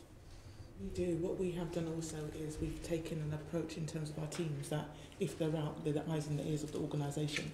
So yes, we have property managers going out and inspecting. But if you're another member of staff or a surveyor or going out on a lettings visit and you see something, it has to be reported because you were the last person there. So we've taken a firmer stance in terms of training and expectations and reporting and escalating too. It brings me on to my second question, which is about training for residents who are involved in these processes, and also bringing people together from different blocks and different residents associations so that they can sort of share learning. How much training are people being given, either before they're going to do inspections, or if you've got a network of fire safety champions in the way that people have had, green champions who've worked through issues around fuel poverty and such like, and taken that back to their different residents associations. Is that a network of fire safety champions being trained and being developed? Is that something you would do? With my colleague, we've done a task and finish group in terms of estate inspections, and from that there are some recommendations what the residents wanted around further insight in terms of looking for fire safety. So that's on our agenda, to upskill our residents even further in terms of the work that we do with them, but currently they're not trained to that level. I think, personally, I think it would be something that, where I think getting that extra involvement and getting that level of knowledge and upskilling the residents, and then you know, the natural thing that we all do, which is we sort of slip back into, well, we'd like to have that gate and those pot plants because it makes the little bit outside our flat look nicer, and then the neighbours who've been trained and know that it shouldn't be there because it's also a fire escape route, this is now blocked, can then on an ongoing basis, rather than waiting for the next inspection to happen. And I think it can be valuable from that point of view. Thank you. Okay, I just wanted one follow-up question to Sue. You mentioned, in fact, both Sue and Cheryl have mentioned task and finish groups, where you said residents chair those. So this is for, say, a strategic issue across Lambeth, like health and safety, or is this on particular? So when extreme concerns was about, because we had a massive investment programme, it's concerns about major works, leasehold billing, and a task and finish group was set up to go through that with residents, having the time aside with officers to scrutinise the officers, so you could work through that in a less formal situation. And the suggestion is that, as part of our engagement structure, which includes task and finish groups, that we follow that up with health and safety as a prime objective, which would look at the current position, what the heightened risk tolerance is, what we're doing now, residents' involvement with it, the level of skilling that they would wish. And again, it's this, and communications, which includes communications through all vehicles. That would be, sorry to make this right, this would be a Lambeth-wide issue. Yes. How do you choose which residents take part in that then? There is an engagement process, and the engagement process through the various forums, it would be inviting resident representatives to take part in the task and finish group. A subset of TRA chair type people? Yeah, so you would invite both residents who are in TRAs and who are not within TRAs, but in the form of engagement structure, so that we could understand. Sorry, can you explain what do you mean by engagement structure if they're not in the TRAs? There's a separate. As most organisations, you would always seek to include to make sure that all of your blocks and housing is covered by a Tenants and Residents Association. Some aren't, and especially where we have a lot of street properties which aren't estate based. So we would want to make sure that we're not missing out on any, so that we're looking at engaging groups throughout both recognised tenants and residents associations and perhaps those who aren't in tenants and residents associations. Okay, and the same would be true? Yes, we have tenant and residents groups that they take feedback from their local community about things that they're hearing or seeing in terms of potential areas of concern, or we will share our KPI, key performance indicators with them. They will then, for the 6 months or a year ahead, identify areas that they would like to focus on and come back and say, we want to independently look at this. We facilitate that with our internal audit team that will support them with training and understanding how to look at that service. And then they will produce a report of things that they see work well, or things that they would like improving, or things around communication, around how we believe that we're telling the message, but it doesn't come across as resident friendly.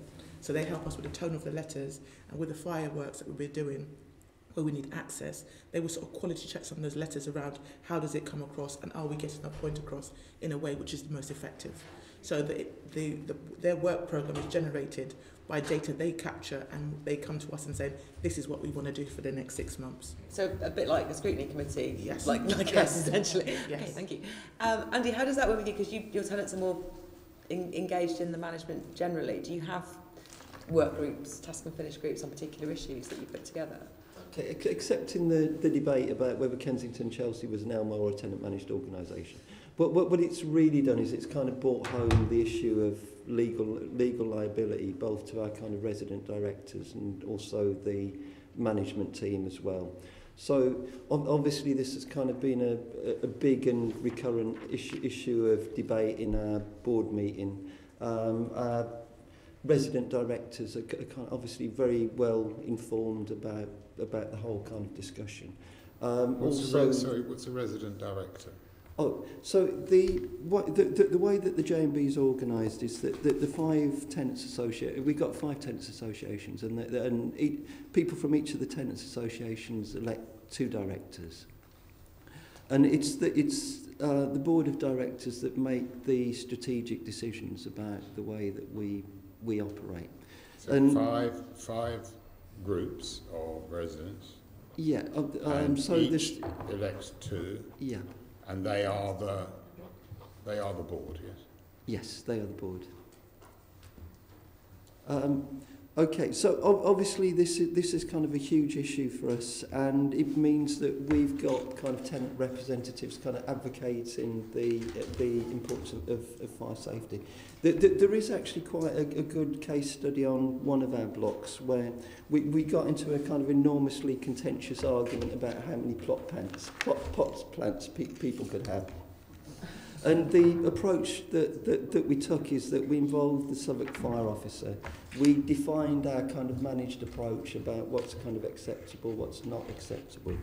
And it was the tenants who were involved in the process who went out and kind of advocated the agreement that we'd made. So our kind of enforcement on that block has been stronger than any of our other blocks because kind of residents were so engaged in it. So kind of having succeeded in one place, that's an approach that we're looking to roll out on our other blocks as well. Shall I? Would you like to carry on? Yes, because we're kind of we're now onto the general governance issues. Yeah. So your board of directors are the liable body. They are the one who are responsible. It's an interesting debate about whether it's Southwark Council or it's me or it's our directors. So hopefully it's one that we're never going to have in real life. So the approach that we've taken is that we work kind of very closely with Southwark Council. But yes, there's potential legal liability there, which means that we take the issue very, very seriously. And that board is advised by yourself and other officers as well. Yeah, absolutely. And then legally constituted. Yeah. Can I move on to the other people as well, because we kind of covered what the basis of my first question was, which is what governance models you have in place with regard to tenant involvement. So perhaps Ms. Brown. Okay, we have You've kind of already told us a little, but we have a tiered system where we have local community groups that feed into a formal structure. Those formal structures feed into, we have a group which looks at inspections, so we call that our hybrid presence voice, and they go around and do inspections over the year and look at our services and look at improvements.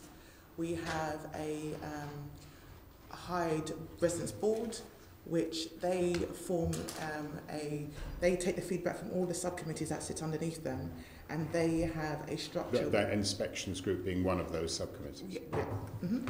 So inspections, they also look at performance, they look at procurement, they work on training, they participate in officer interviews for frontline managers and staff. So they're very much a part of our organisation in terms of being very much about shaping our services. We have Hyde Life 1000, where we have residents that communicate just online with us, looking at letters, giving us feedback about how we communicate, looking at letters that we send out, and giving us a sort of residence assurance tick on some of the things that we send out to our residents. Can I just ask, these are, as you alluded to earlier, these are scrutiny bodies, effectively. They're consultative bodies. They're consultative bodies that we go out and we get their feedback about our services. We also share our performance with them, and they also provide us with feedback about things that they're hearing from their local community or things that they're hearing that are not going so well, and put suggestions about what they like to put forward. If we're changing our service or looking at our offer, we will go out to them and share them with structure, share them the thinking, share them the direction, and they become advocates because they will challenge us about what we are doing. So recently we had a focus on property managers, The role profile of that was shared with those involved residents, and they were very much, well, we believe the focus should be this. We want them to be visible, we want them out there, we want to understand what they'll be saying to residents, and we're all part of the interview and selection process of those cohort of teams. So the Hyde Residents Board is a body of how many, is it? So it's a body of, there are 10 people that sit on that. And how are they elected? They're elected by the residents themselves. So as they come up the formal structures, they go through a voting system where they will vote for the chair, they will vote for the vice chair. And all residents are entitled to vote in that? All residents in the involved structure are entitled to vote. So people put themselves forward, and once they're in our engaged structure, then they can vote. Right. Okay. Yeah. What's this engagement structure? So we have informal groups which we work with, and then we have formal groups which we support in terms of further training and development. So we take general feedback from all our informal groups, but once they come into the Hyde structure, we then provide them with additional training and additional governance that we will support them with. Okay. What if, actually, let's move on and get a summary. I'll come back if I can. Mr. Hayes, with regard to Be First and Barking, what kind of involvement do tenants have in the governance of your properties? Of our body, we are wholly owned by the council. We are a development company for the council, effectively. Tenant involvement is on for us, the client side, which is the housing department of the council, and they have a conventional TRA structure, very much like Sue described, where you have a tenants residents association, and there's a housing forum, for example. So we would go to and attend and answer questions on schemes at the housing forum and other bodies like that. So we are brought in to ask questions or give advice. That process is managed by the council? Yeah, it's entirely managed by the council. Yeah. So they summon us to come and talk about a technical issue or Right, and do you find that you are attending all of those? We regularly we send someone to all the standing meetings, yes, so that we're represented. So if there is a technical question, it can be answered. Or if it's a question about state regeneration, it can be answered. And Ms. Gomer, I know you've been involved since at least the early 90s in Hillingdon. Perhaps you can give us the examples of how tenants are involved in the governance structure in Lambeth.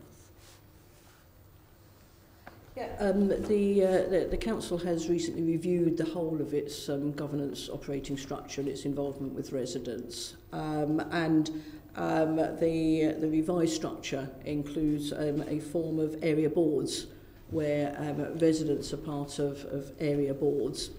And one of the points, the first meeting of these new area boards has started this month.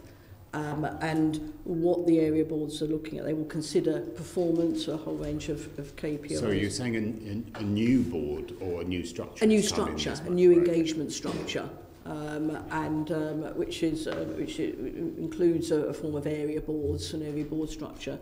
One of the things that the area boards are being asked to review, and it was part of the meetings that are happening this month, is to look at what review areas they want to look at. And there will be two levels of reviews, with the area boards themselves leading on initial reviews of areas they want to look at, and then looking at what formal reviews they want to move into, which includes the recommendations for which task and finish groups they would like to recommend. Sorry, Sue, sorry to interrupt. You said the residents are on these area boards. Are they only residents on those boards, or are they also made up of other individuals? Sorry, I wasn't clear. It would be both. So it's Right. it's residents from it's Tenants and Residents Association and residents And councillors and independents. Yes. Right. It's so it's an engagement forum, and then those residents in those area boards would scrutinise key areas and key performance areas, and indeed would also look at where they want additional scrutiny. What happens to that? I mean, I know it's a new structure. So yes. Obviously, the old structure you weren't so happy with. I think there were issues in relation to the existing structure, and there was quite a lot of involvement and surveys with residents as to what they wanted for a new structure, what was right with the old structure, what was wrong with the old structure, and how you would move forward. What would happen, so just for an example, on one of these boards, and if there were a concern on a board about, I'm going to move off fire safety because we covered that, but say there was a concern about, I don't know, rats in a particular estate, and the area board picked that up. What would happen to that piece of information? What would happen to that recommendation? Where would it then go, and who would hear that? Yeah, well, officers would be attending those boards as well, and there would then be local Tenants and Residents Association meetings. So if there were actions that were picked up, the officers then attending those boards would then respond to those actions. And the point you raised, it was a housing management action. Then but you're relying on the officer who's attending that board to take that piece of information and then turn that into action. Yeah. And it wouldn't be just one officer. It would be a number of officers who are there. The boards would be properly supported in terms of governance, so that there were minutes of board meetings, there were actions identified. But in terms, and I'm going to ask this of other people as well, don't worry. The reason we're having this debate, if I can sort of go back to what the chair was saying, is that one of the concerns that was raised by some residents of Grenfell was they perceived a situation where it's as though their recommendations didn't really get anywhere. Now, other inquiries are going to determine whether or not that was the case, but certainly from our own personal experience, I've sat on residents' boards in Hillingdon, as you know, and in Hackney, and I've experienced a situation where we have officers attending to residents' meetings, and residents will come up with an issue, and officers will say, yes, we'll deal with that. And then it comes up for the subsequent 10 meetings because there is just, there doesn't seem to be an imperative to get that going. And hence we're having this meeting to find out what works, because that's what I should be asking you is, do you consider your tenants customers, partners or shareholders? What are they? They're partners in terms of because there has to be a relationship between the providers providing a service and residents receiving a service, because, as mentioned earlier on in this meeting, there has to be sort of working with each other in terms of the services that are delivered. On so many of these boards, when a board comes to a conclusion, where does that then go up somewhere, or is it just relying on officers taking action? Is it then on the agenda of some other body? Yes, we have we have an engagement form which also includes member-led forums as well. We also have what's called overview and scrutiny forums, and we have a corporate committee. So the area boards, potentially, if a decision was taken at an area board, that could then go up to a member level board or committee, or I think the point that you'd raised earlier on is to make sure if there were actions that were requested at a meeting, how can you ensure that they are actually carried out? Yes. Some of those actions may be policy actions and would need a policy interface with members. The other actions would be in terms of the notes of a meeting, in terms of ensuring actions are carried out so that there is an ongoing scrutiny. And they are not just noted by officers who are attending, they are noted by the Council's governance forum as well. And I think, it's fair to say, I have also been at meetings where, we have experienced residents' frustration with, but we asked that last meeting, it's not been covered. And also there may be various reasons for that, but it's ensuring that there will always be a response and an update to questions that are raised at that. It may be one question has been answered, but there is a further iteration of that question that goes towards that. So I completely understand that some residents might feel, and I've seen what the Grenfell residents felt, that issues weren't responded to.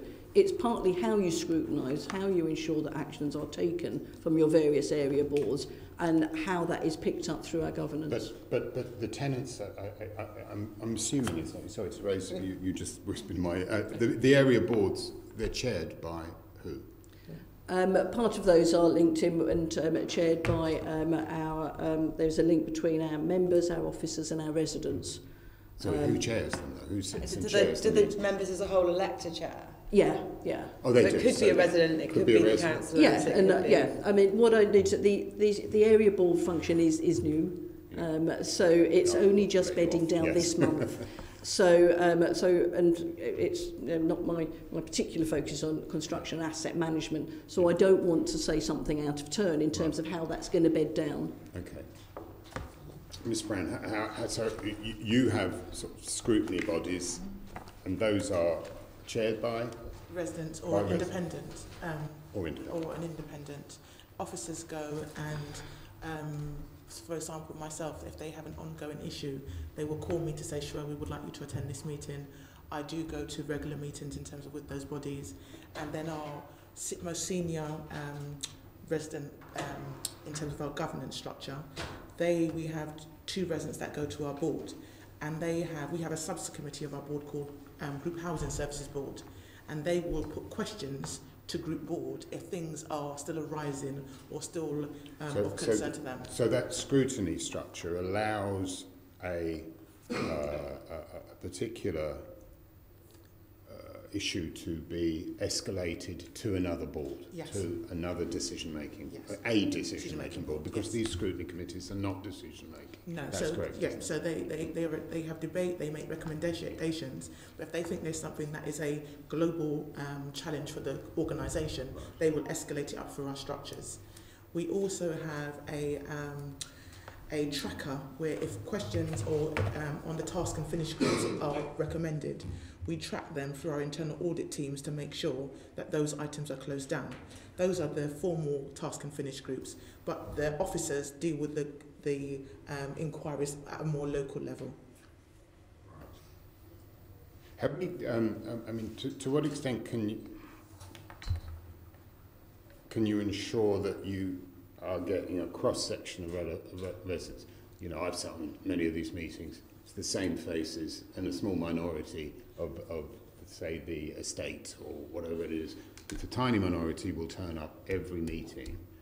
Sometimes it's because their issue hasn't been dealt with. Because their issue hasn't been dealt with, possibly, or they need to get out this cold. I mean, you know, that whatever the reason is, they turn up, but it's the same faces and you don't see the majority. How do you address that issue? That's an ongoing challenge for us as an organisation in terms of representation, and residents will come to us more frequently if there's a challenge, and as that challenge is addressed, they wean off in terms of the time and the commitments.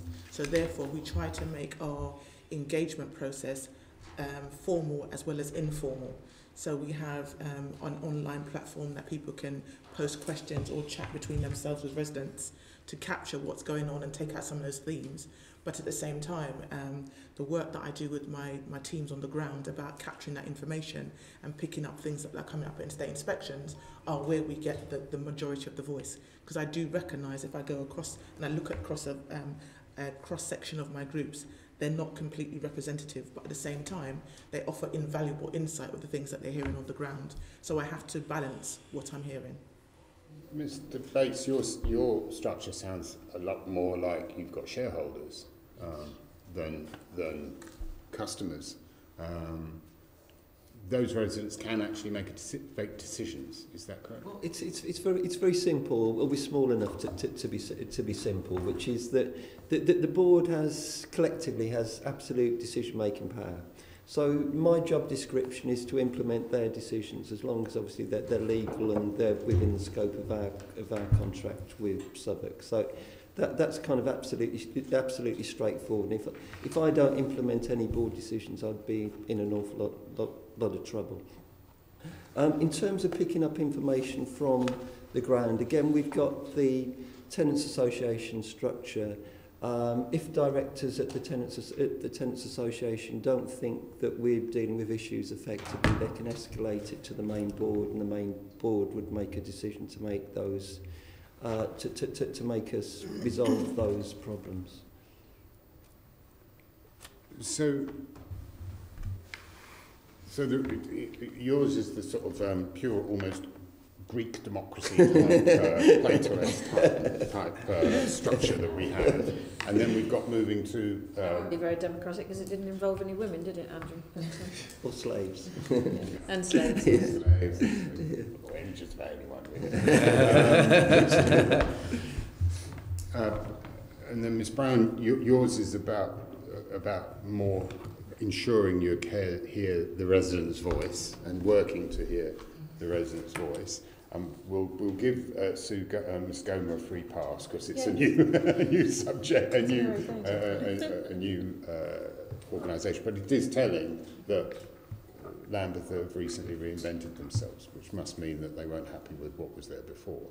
So how do we? What are the techniques that we can employ to get resident involvement? And I am no font of knowledge on this. If I knew, I'd probably be in some really, really well-paid job being in a consultancy. But how do we get more residents involved in what matters? And how do we stop that feeling that some residents have that their involvement is possibly futile? And I've heard that so many times from residents, even when that's not true. The one point is, our area boards are chaired by residents. I think one point that I would say is that what does sometimes happen is that, regardless of which form of governance you're in, you have residents who then become formal members of boards, whether they're ALMO boards, TMO boards and others. There are some residents who then are on the outside of those, and even though those residents who are on the inside of that governance or an area board may have been nominated by other residents, there's sometimes from time change it becomes a disconnect between residents who are on the boards who've been perhaps nominated by others and residents who aren't on boards. And the ongoing communication, the networks and the branch out with residents has got to make sure that we can ensure that residents don't feel disconnected just because they may not be sitting on a board. And that's an ongoing challenge, I think, through all of my years in terms of resident involvement and scrutiny about how you can help that. Yeah, it's not an easy job. It really isn't. I would echo that in terms of, and not taking it for granted that those involved residents are going to spread the word wider than the forum that they're in.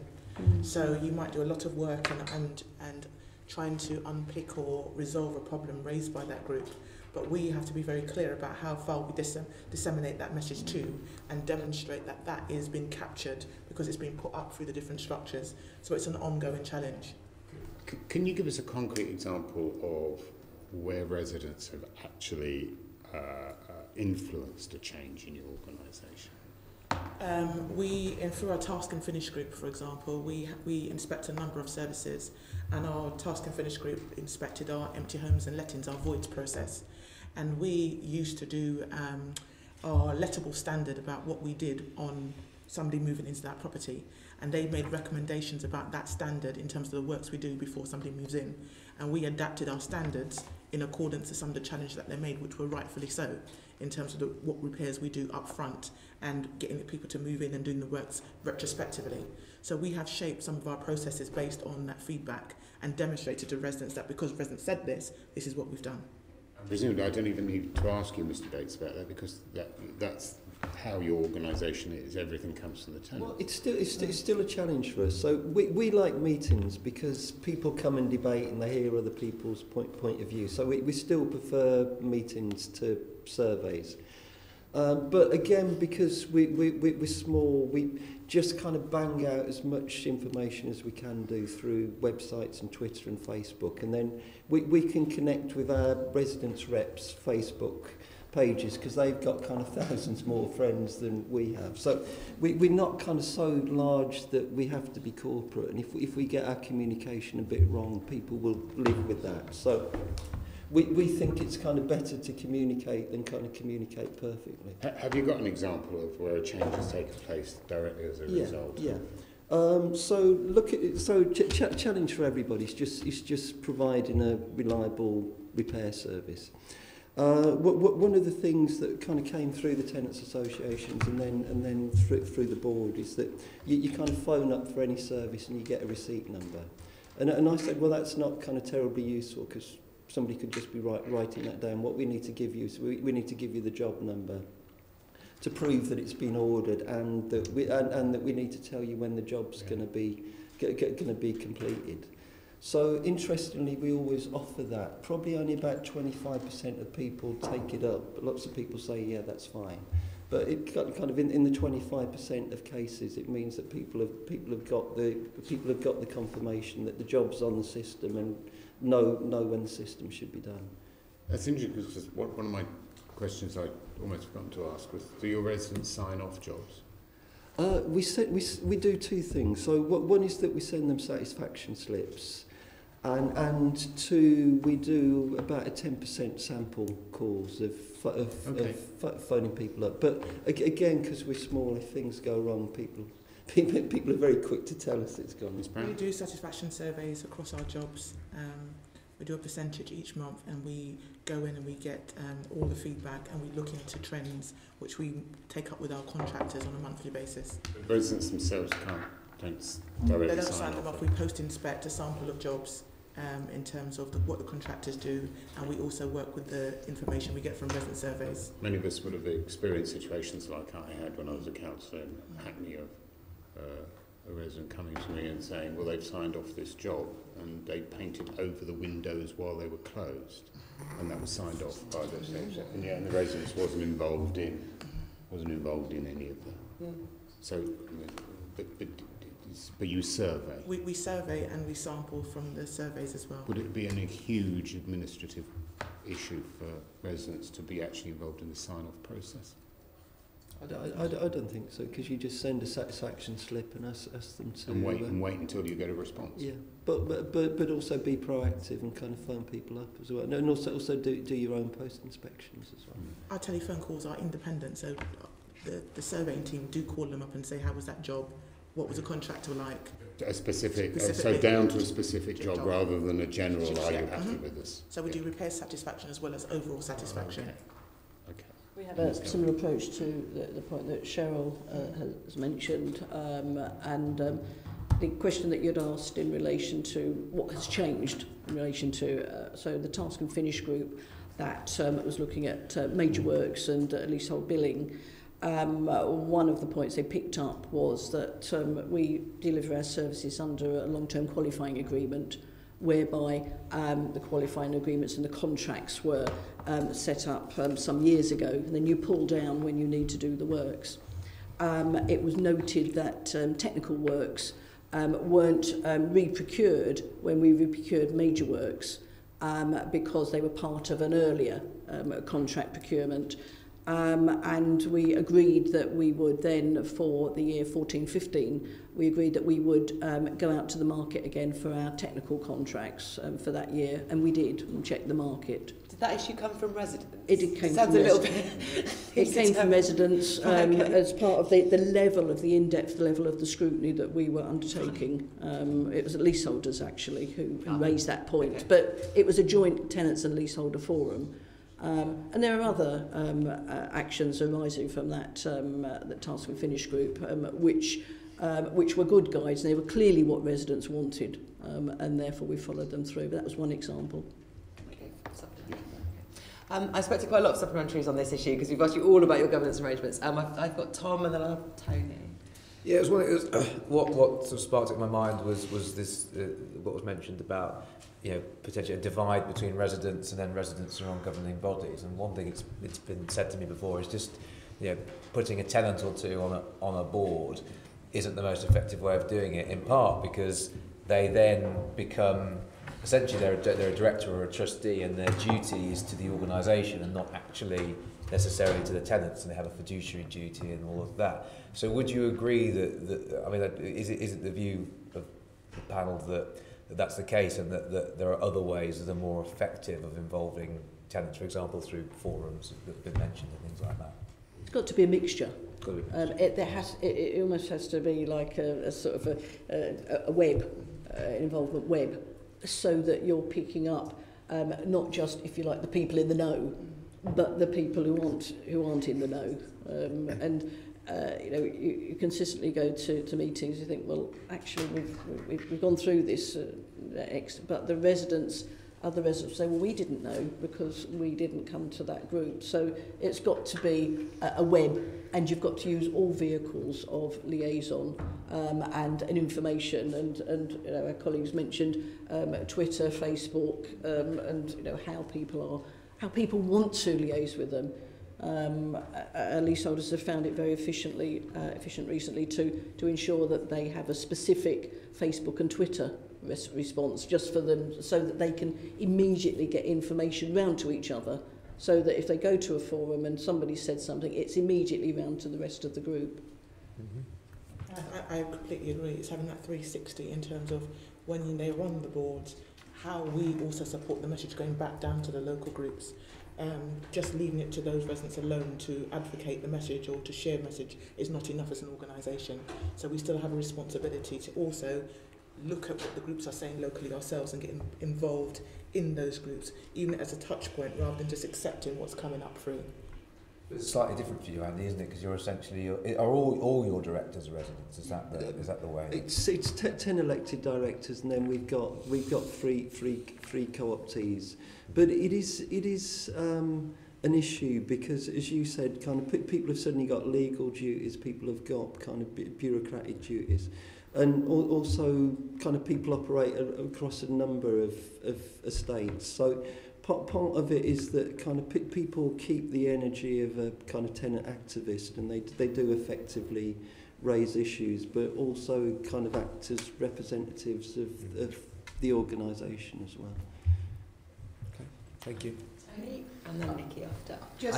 Tony and then Nikki after. Sorry. I think Andy talked earlier about how issues had fallen away, I quote, fallen away after Grenfell. In terms of engagement, have you seen an upturn in engagement in terms of not the same 2 or 3 residents since Grenfell in terms of the community? Have the numbers gone up from dozens to hundreds, or dare I even say hundreds to thousands? Is it the same few characters engaging, or is it wider engagement broadly across social media, meetings, etc. post Grenfell?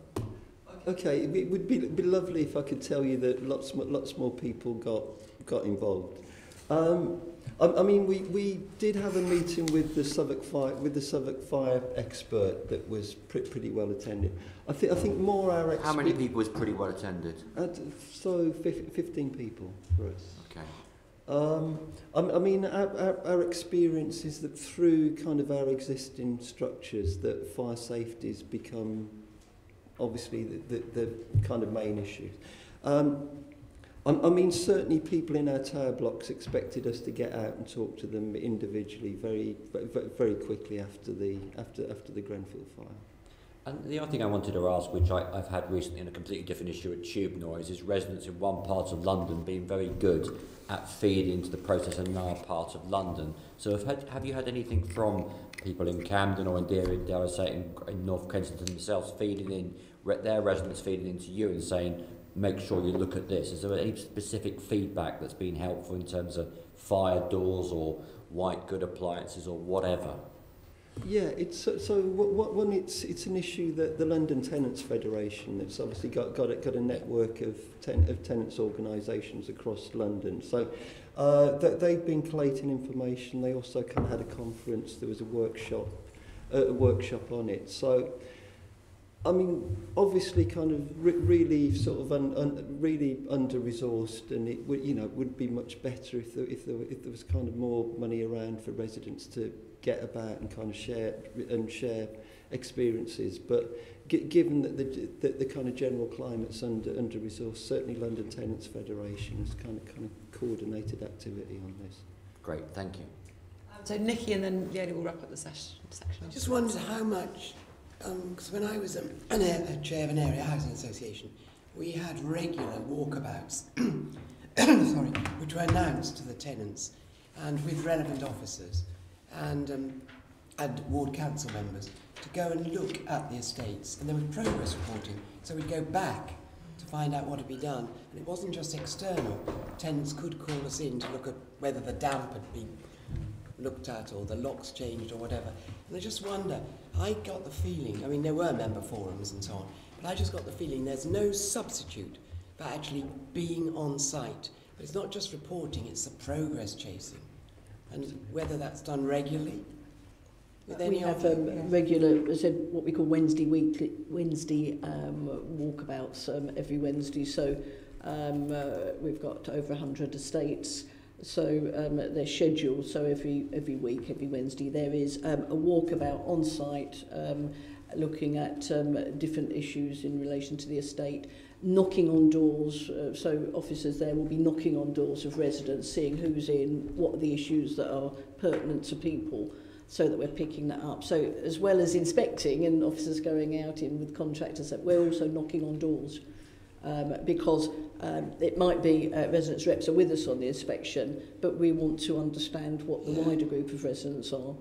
So we do pick that up. And you go back to those estates? Yes. So it's going back and seeing the follow-up is the crucial bit. Yeah. And so a number of things would be specifically like the external environment, cleanliness, caretaking issues, what the communal areas look like, residents concerned in terms of sort of their facilities for children and what the playgrounds are looking like, that sort of thing.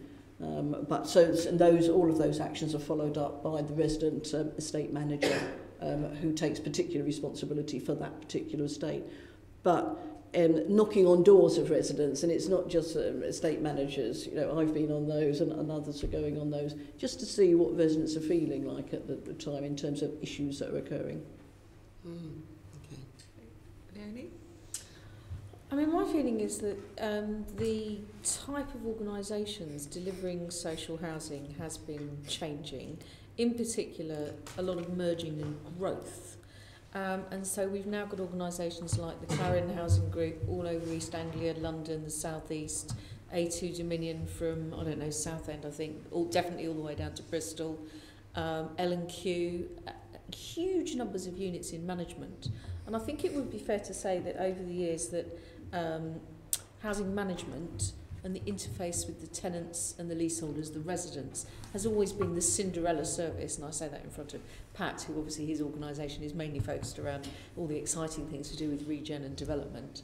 Do you think in that context of the huge growth of some of these organisations, much more geographically spread than just being in one London borough, has had an impact on the ability to really, truly involve residents in the decisions that are being made? So I work for an organisation. I manage from East Anglia down to Southampton. Yeah. And the challenges is around how residents connect with the organisation and believe that their voices are heard and recognised. So in terms of our structures, in our governance structures, in terms of resident involvement, we've been on a journey of evolution to make sure that we capture the local groups and put them through a structure which they can see how they're recognised.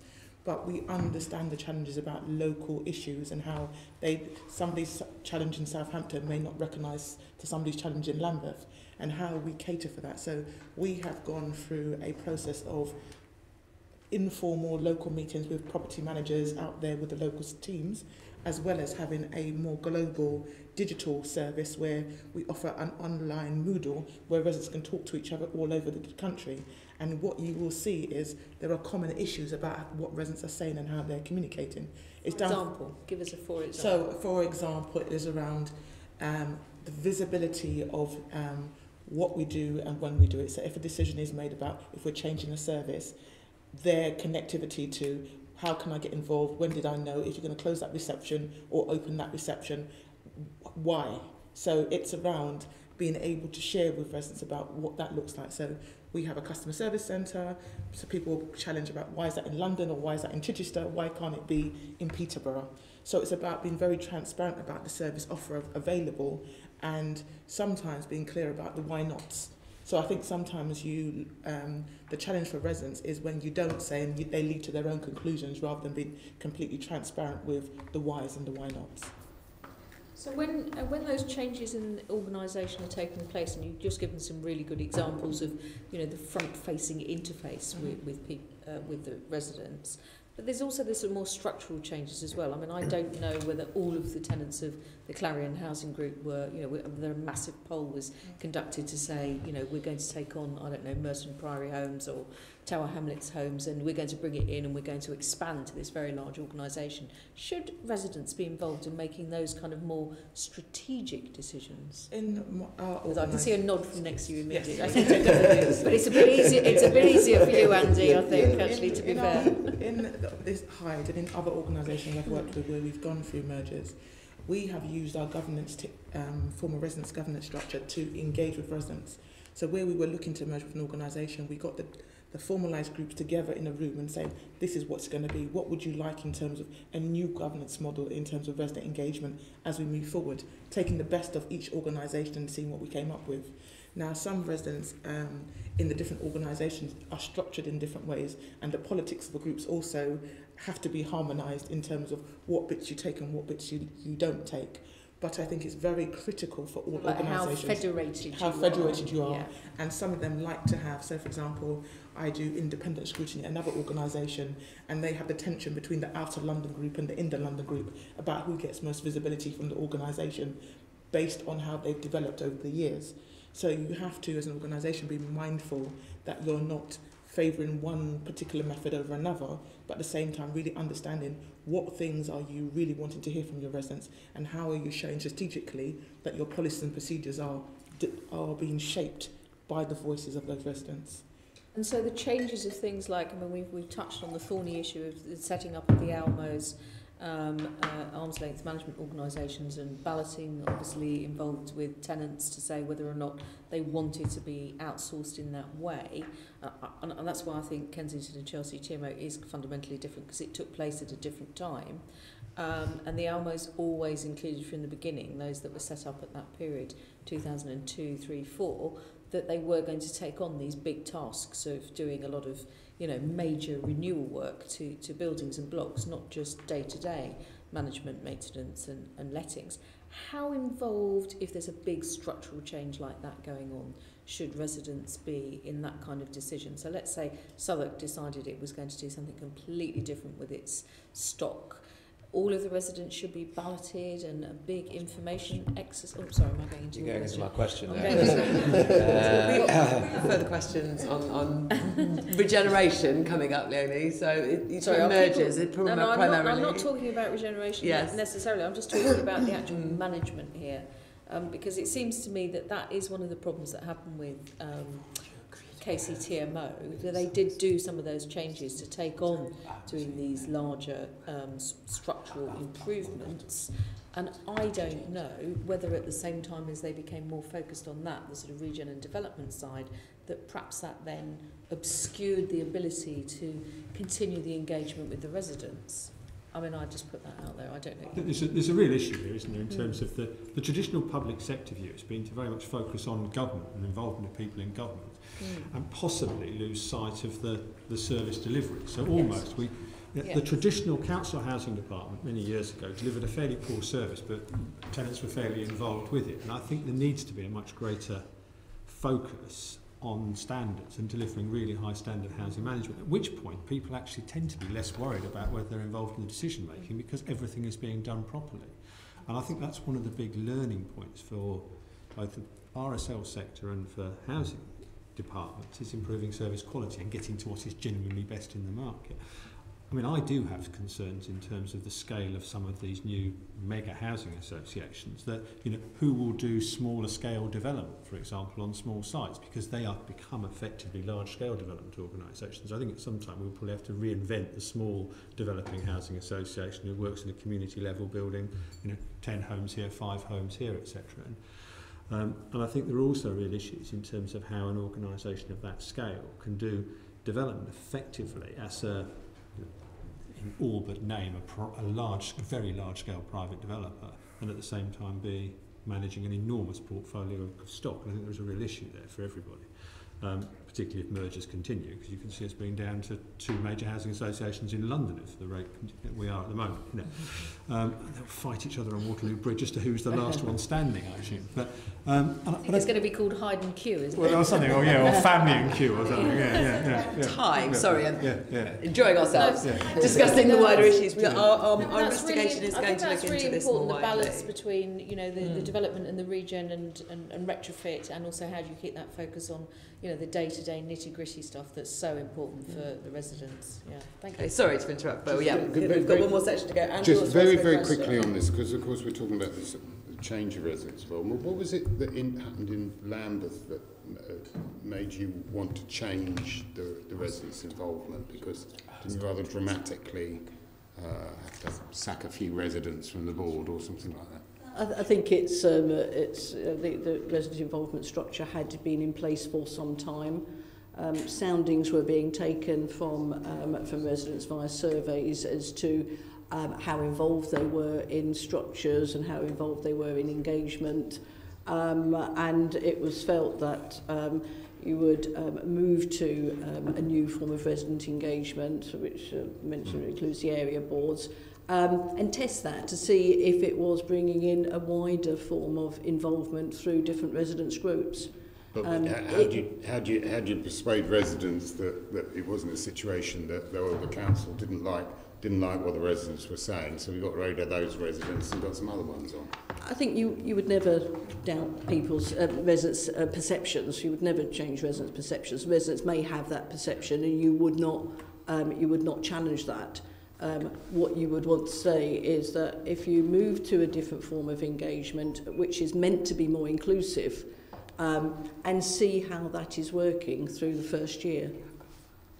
I have one final question actually for you, which is, you're not unique in Lambeth at setting up a housing company to do some of the regenerations and things like that. And as I understand it, there's quite a lot of infill projects going on in Lambeth.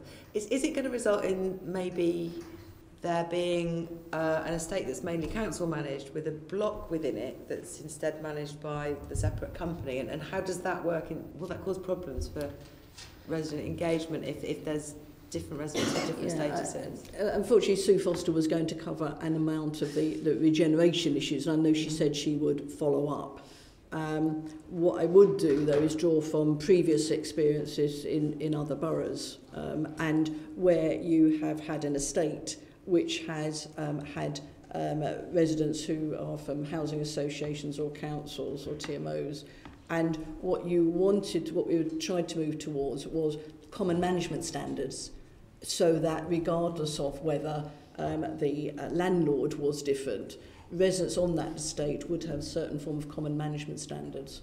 And that's drawing from previous experience, but Sue did say she would follow up in terms of questions on regeneration, the points you've raised, and I will make sure she does. Yeah, that would be really useful actually, especially if the area boards are there to provide some sort of common forum between different people. But yeah, some more detail would be useful, maybe some diagrams. Yeah. Thank you. Right, so moving on to the final section of our meeting.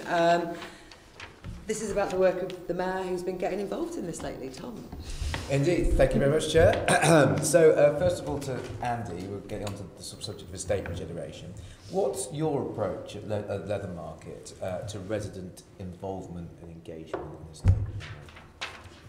Okay, so two parts. So one's major works. As I said in my introduction, kind of delivering high quality major works is a real challenge.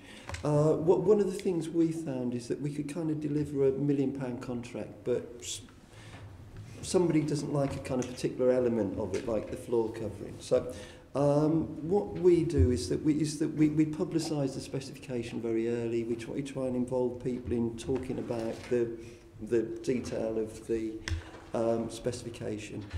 Keep residents involved kind of right the way through, including interviewing contractors, because that kind of reinforces in the contractor's mind that we're a resident managed organisation and that quality is really important to us. And then also kind of the feedback whilst the contract's underway, and then the kind of formal involvement of residents at the end of the contract. In terms of development, we've set up a separate organisation called Leadmarket Community Benefit Society. And the role is to build homes that council rents. And our approach has very much been infill, so to look for areas of estates that are underused. So I know this is contentious, but my take is that on a number of estates in the 1950s built to fairly generous external standards, some of the areas aren't kind of particularly needed, so kind of offer opportunity for new build. Again, as a community-based organisation, we're kind of very well placed to consult on that because we've got the existing consultation structures in place. But we've very much gone for start with a genuinely blank piece of paper and then kind of work up from there. So our experience is that we're now building 27 homes on a difficult site. So we got the site because it was too difficult for Southwark Council to build on. Because of the quality of our consultation, it meant that we kind of had no formal objections at the planning stage, which just kind of flabbergasted the Southwark planning officer. So when you say quality of consultation, so what sort of things are you doing then? If you were to say to other organisations that are doing infill, how do you do it so you end up in a situation where nobody objects? Okay, so I'd say don't start from zero. So you need trust, and you need kind of you need existing structures. So too often, kind of regeneration feels kind of dropped in. It's a new set of people. There's no organic connection, and it kind of gets off to a really bad start. So I mean, we were lucky because. People trusted us to do the repairs, people trusted us to do the major works, people trust that we clean the estate, and that kind of flowed through to infill. Okay, then, as I say, start the consultation off with a blank piece of paper. Be prepared for two people at the back who'll just stand and shout. Obviously, need to keep the consultation going in a genuine way. So listen to people's concerns, address people's concerns, feedback on people's concerns. The other thing is that I think if you're talking about building on an estate, you'll naturally kind of have a couple of people who kind of be very much against it. What we did is that we did a really kind of comprehensive housing needs strategy. So we got out and spoke to about half of our tenants. So against the kind of argument that, oh, can't you just leave that alone? It's going to be noisy, it's going to be disruptive. That we got the information about the number of people who are going to be rehoused. And I think a local allocations element is absolutely essential to this. Does Southwark do your allocations, or do you?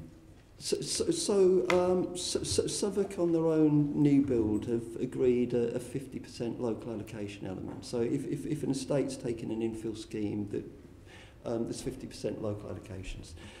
They applied that to us. We worked the deal slightly differently in that there were 3 developments going on. So it meant that we didn't take any allocations rights on Southwark's development, which meant that we could have 100% on our own development. Which meant that we could identify the people going in there very early, because it was principally people who we'd kind of tempted to downsize by the offer of new build accommodation that would kind of suit their needs as they get older. So again, we were lucky. We had the counterweight of people saying, no, you shouldn't kind of be building on housing estates. That we'd got other people who were saying, well, look, I desperately need to be rehoused.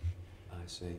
And did you get a lot of, I'm sorry, I don't quite know what stage you're at, but are you getting a lot of uptake for downsizing? Because this is another area we're quite interested in. Yeah. So we're building 27 units at the moment, and they're principally people who are downsizing, who are moving into that. And they're people who wouldn't have downsized under the council's allocation system. From family housing? From family housing. So you can then fill the family housing? Yeah, precisely. Okay, so Your approach is not one that involves demolition, but I believe, is that right? No, that's I'm interested maybe in hearing from perhaps one of the councils or from Hyde about if you're doing schemes that involve demolition, how do you involve residents in that? So at Hyde we had the big regen that we did at Packington, where we had a big knockdown and replacement programme. Now, the lessons from that was very much about the authenticity of the conversation. So starting off with not a predetermined outcome when you're speaking to the residents. Throughout that programme, we consistently had the same members of staff that were working with those residents and followed through on the actions and the things that were suggested in terms of maintaining the service offer. But also the relationship with the contract and showing that we were all accountable for what they were doing, and the offer made to residents was also very much as part of our offer to the residents. And the residents generally seeing that we were making changes based on their challenge or suggestions. So it wasn't as though they were on the forum with us and we could have railroaded them because us as the contractor or us as the housing association were the experts. We offered training to get them up to speed with what the decision making was. And now those residents are the advocates and are involved in other structures, formal structures in the business because of the work that we did with them. So we have turned some very sceptical residents into believing in terms of what you're able to achieve with the ability to push and challenge. And because was there a ballot? Because there was a stock transfer? Yeah, there was a ballot. Yeah. Pat?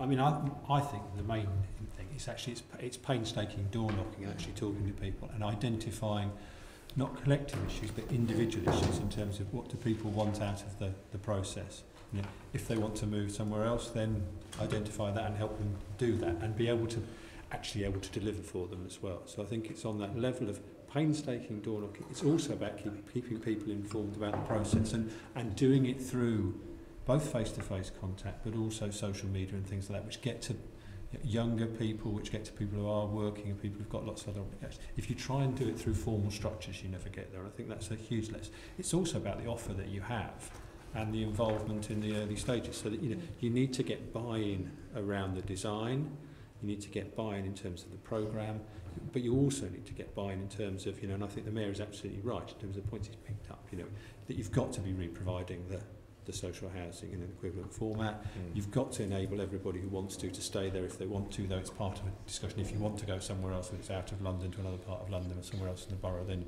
that should be enabled. And you've got to provide a decent offer for leaseholders, particularly for those leaseholders who are genuinely occupier leaseholders, in terms of either an alternative property, a cash sum, or a shared ownership property on the estate, because there's often issues around the equity value that they have. So it's practical solutions for all those sort of things. And then people, tend to go with the scheme because the scheme is thought out and they are treated in a way that they would treat in any sort of other transaction with an organisation. And I think that's the big thing, just to treat people as, this is their home, but it's a transaction, and you have to treat people in the appropriate way to make sure their needs are met and that they're looked after. What about the issue of ballots for residents whose homes are facing demolition? Do you think they're which obviously the Mayor is now proposing for schemes that he funds, do you think they're a good idea? I don't know whether they are. I mean, I think my experience certainly in Ealing was that, that we pushed a very, very large number of schemes through. We never balloted on them, but there was almost overwhelming resident support for those because the principles were there. The resident dissatisfaction was around delay. And aren't you getting on with it, and can we move faster, and can our element be the next phase rather than the last phase, for example? I think the issue with ballots is, making sure that the information is there at the start, and we all know, the experience of a binary ballot is not necessarily a great thing, so it's a more sophisticated form of ballot, and whether you do it on a block-by-block basis, whether you do it on a much wider area, how do you deal with issues around absentee leaseholders, for example, getting a vote, who will always vote against any change because it will be cost on them and potential void of their property, etc., etc. So, I think that ballots are clearly going to be there,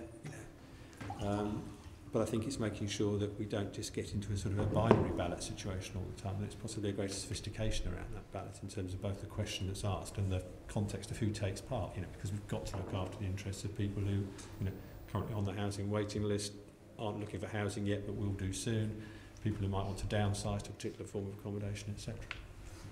Did you put in a response to the Mayor's consultation on... We haven't done yet. You have. I did put into the previous one on the estate regeneration. I think you made those points, actually.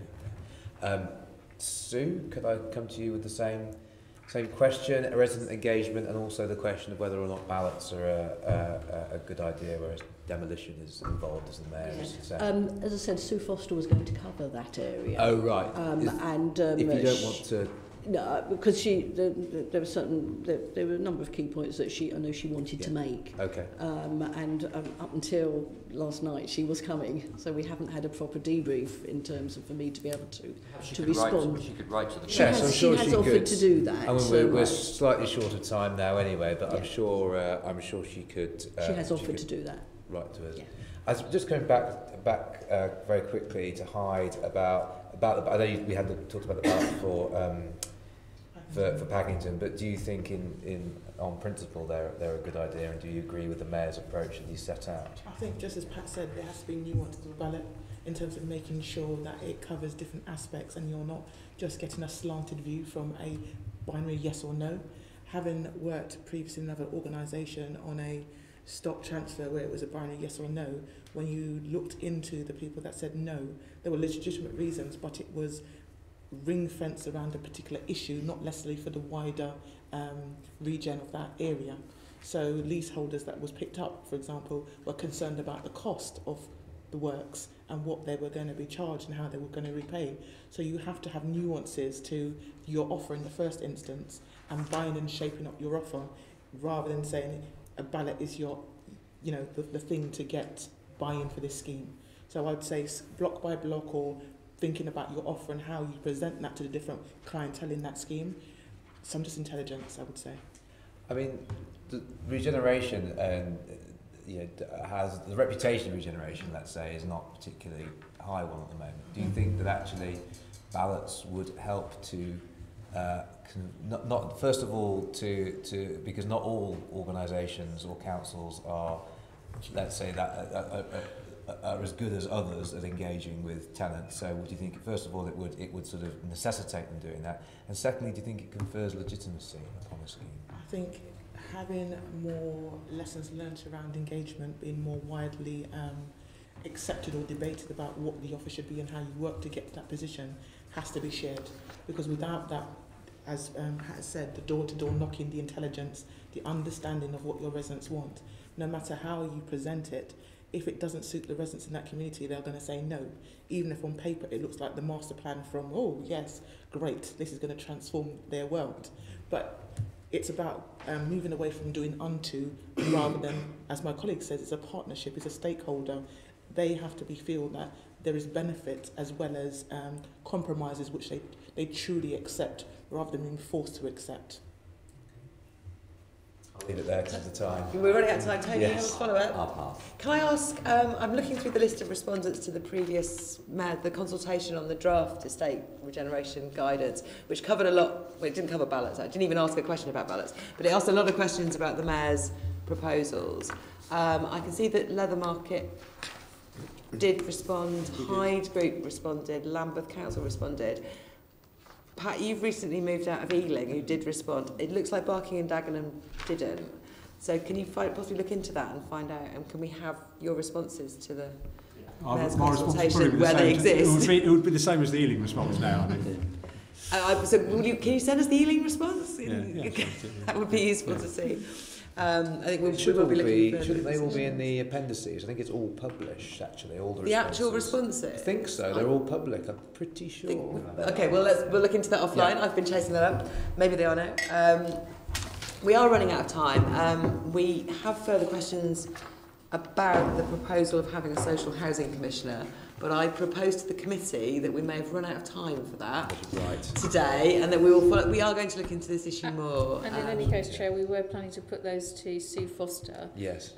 Primarily, who's not here. Exactly. So I think we can perhaps she could include that in the look letter. further, because the government is planning a green paper. The Mayor and others are saying there should be a social housing commissioner, and those are issues where some of these issues might be taken up, but I don't think we can discuss it anymore today. So can I just say thank you to our guests. Very interesting. For your contributions, for staying a bit late. We have a couple more formal items on our agenda we need to just discuss, but you can stay for it if you want, or you can pack up and leave, that's fine. Can I finally ask the committee to note the report and agree to delegate authority to meet as chair in consultation with party group lead members to agree next steps on this issue and output of the discussion? Thank you.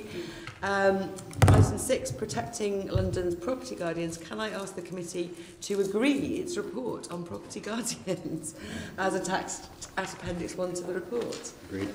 That was launched a while ago, but we are now agreeing it. Thank you very much. And it went down very well. I think. The way we do it. It was Got some very good coverage. Yeah, lots of coverage for that, and it's got some debate.